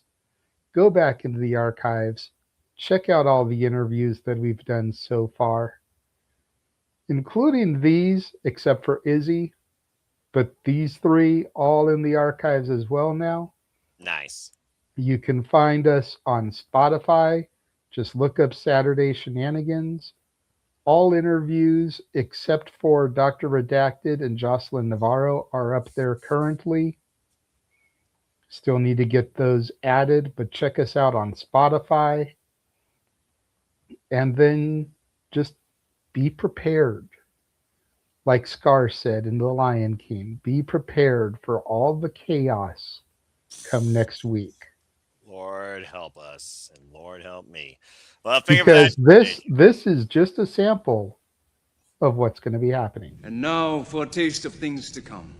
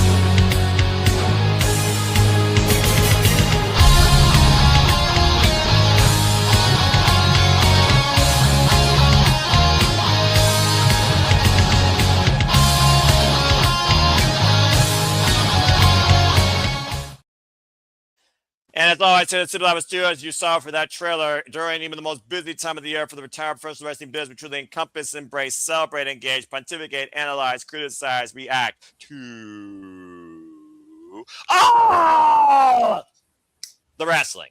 And welcome back here to the conclusion of this Sleepy Ditting special that is pretty much your go home angle into our virtually non-stop streaming schedule starting Saturday, where of course we'll be back with another Sleepy Ditting and another preview coverage. Again, thank you for all those plugs, JJ. I guess now things fall on me. And again, I thank all you for tuning in.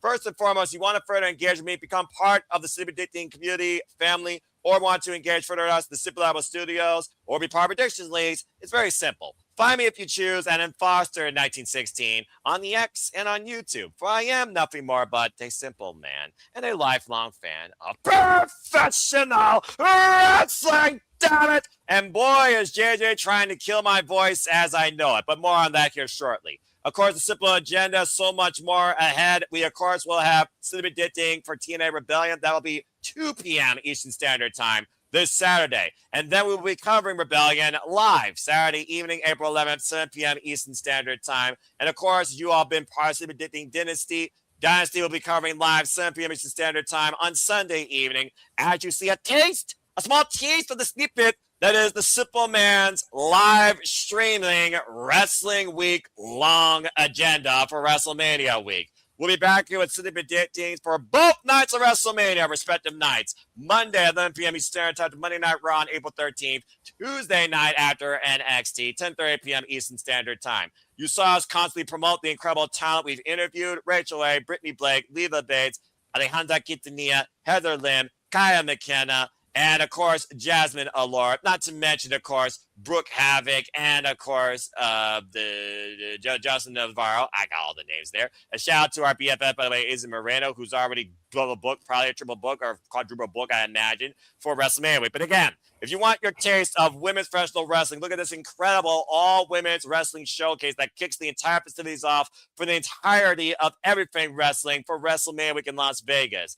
Follow at Ann San Antonio today on the X. We'll have him one more time this Saturday to run down the card and give final thoughts and final plugs. Get your tickets today or become a member of Title Match Network to watch this incredible all-women's showcase of professional wrestling covering multiple countries and levels of experience and potential across this incredible card that is Pulled Out Mania presented by Ed in San Antonio. part of course, WrestleCon, and will be on Title Match Network. Again, we'll be covering that live. I also will be covering, bringing you more wrestling than ever from the UK and Japan. We'll be covering Progress Wrestling. That is Thursday afternoon, April 16th, 2 p.m. Standard Time. And of course, Put on May, by the way, 6 p.m. on Wednesday, April 15th, Eastern Standard Time. We'll be covering the WID Showcase, looking at the future of the Fed, Thursday night, April 16th, 10 p.m. Standard Time, including Laney Luck, the current WID Women's Champion. We'll be covering Ladies and Out 16 Friday morning, 2 a.m. Eastern Standard Time, April 17th. My love of Joshi is, of course, me and Ash covered this last year. Friday evening, we'll be covering, and that's next week, Friday, folks. April 17th, American Dream Stardom Kingdom 2026, where we know Alex Windsor will defend the Andrew Strong Women's Championship against Aida, and Athena will challenge Rena one-on-one, and Chris Statlander will make her Stardom debut alongside the Babes of Wrath in trios action. I'm pretty sure Harley Cameron has something to do with that. And of course, the weekend, you see it right there. WrestleMania, Saturday and Sunday. Both nights will start respectfully with a 1-hour pre-show, 5 p.m. Eastern Standard Time. If we can find what the Spark Joshi show is on, we are also planning to do that as well, but it's not been fully official because we don't know what stage it's going to be on. And then get ready for the longest that might go Lionel Richie level all night long. Hoarse voice, worse than Jollar and I's possibly. Sunday shenanigans following the entirety of WrestleMania week, hosted by me after WrestleMania Sunday night, effectively probably around 11 p.m. Eastern Standard Time, which of course transcends into predictions postmortem of Papagino, 6 p.m. Eastern Standard Time, the Monday, of course, that is the Monday after WrestleMania, as we conclude everything with the Monday Night Raw after WrestleMania. Oh, and predictions postmortem will also be this coming Monday prior to City predicting for WrestleMania. And as I said before, I have 1, 2, 3 more City predictings to do. The next predicting will be Saturday, 2 p.m. Eastern Standard Time for Rebellion. And that's all I gotta say, plug, promote, announce, and remind and encourage all of you when it comes to our love and outlook of all professional wrestling too. But as always, I like to conclude. There are no winners, there are no losers, there are no bears. Just fans with opinions of this passion we all share. So at the end of the day, folks, support one another, respect each other, protect your mentality too, treasure your families, no matter how much they may drive you bonkers in and out of your bloodline or in and out of your internet-friendly community. And just so I'm professional wrestling too, it's as simple as that. I want to give a shout out to Walter Cruz that wasn't here. Follow him at The Rage of Wrestling. Our Mighty Morphin Pink Power Ranger, Tatilla, and soon enough, Tatilla and Ash, the Dash. They will start their own pop culture podcast. Stay tuned for more details on that. I was on Major Push Wrestling again this week, so shout out to Papagino, who, of course, is my fellow predictions post-mortem analyst. So follow him there at Papagino. And as you heard earlier from JJ, karaoke aside, stay tuned for the Saturday shenanigans following TNA Rebellion this weekend. The weekly moderate conversation wrestling matters hosted by the Renegade of Wrestling, JJ Williams. And again, for everything you heard, for all of us here, for everything we do, it's as simple as this. Just follow SR Studios 2024 on the X today to get your most reliable, open-minded Outlook Wrestling fix. It's as simple as that. With that being said, thank you so much for tuning in. As you see on the banner, please subscribe, comment, tell a friend. Hit the bells, video goes live on demand on any of the outlets here at the Super Reliable Studios on the Straight YouTube channels. Hit the subscribe button. I assure you, the conversations, the passion, the creativity, the madness is not going to let up anytime soon. Again, stay tuned for the forum. Stay tuned for TNA Rebellion City Predicting. Stay tuned for our double watch-alongs this weekend and all the wrestling to come, including the City Predictings to come that kick off the entirety of WrestleMania week here at the Super Reliable Studios. But now let's go ahead and get some sleep as we look to see who claims their legacy and creates a dynasty this Sunday. For Ash, for Nick, for all of you in the chat, for Charles Schultz, for Emmanuel, and for the brand wrestling JJ Williams, I am the Cement Noah Foster because my name is Noah Andrew Foster, NAF, who only wish to continue to remind you to make a positive impact in life and have a good night. And thank you for tuning in to another insane edition of Anything But that truly involves simply predicting. Have a good night, folks. And we'll see you next time here at Simply Reliable Studios. Take care. I'm handing the button immediately. Oh, God. Believe in Joe your Hendry. name is Amen. He appears. I believe in Joe Hendry. You freaking fucker! Ah, damn it! and believe in the hell as well. That Or jury's even out. face you. Nope, never. All right, I'm hitting the button. I'll see you Believe all in for Dynasty. yourselves. Now that I do believe in and respect, Dash. Thank you. Goodbye, folks.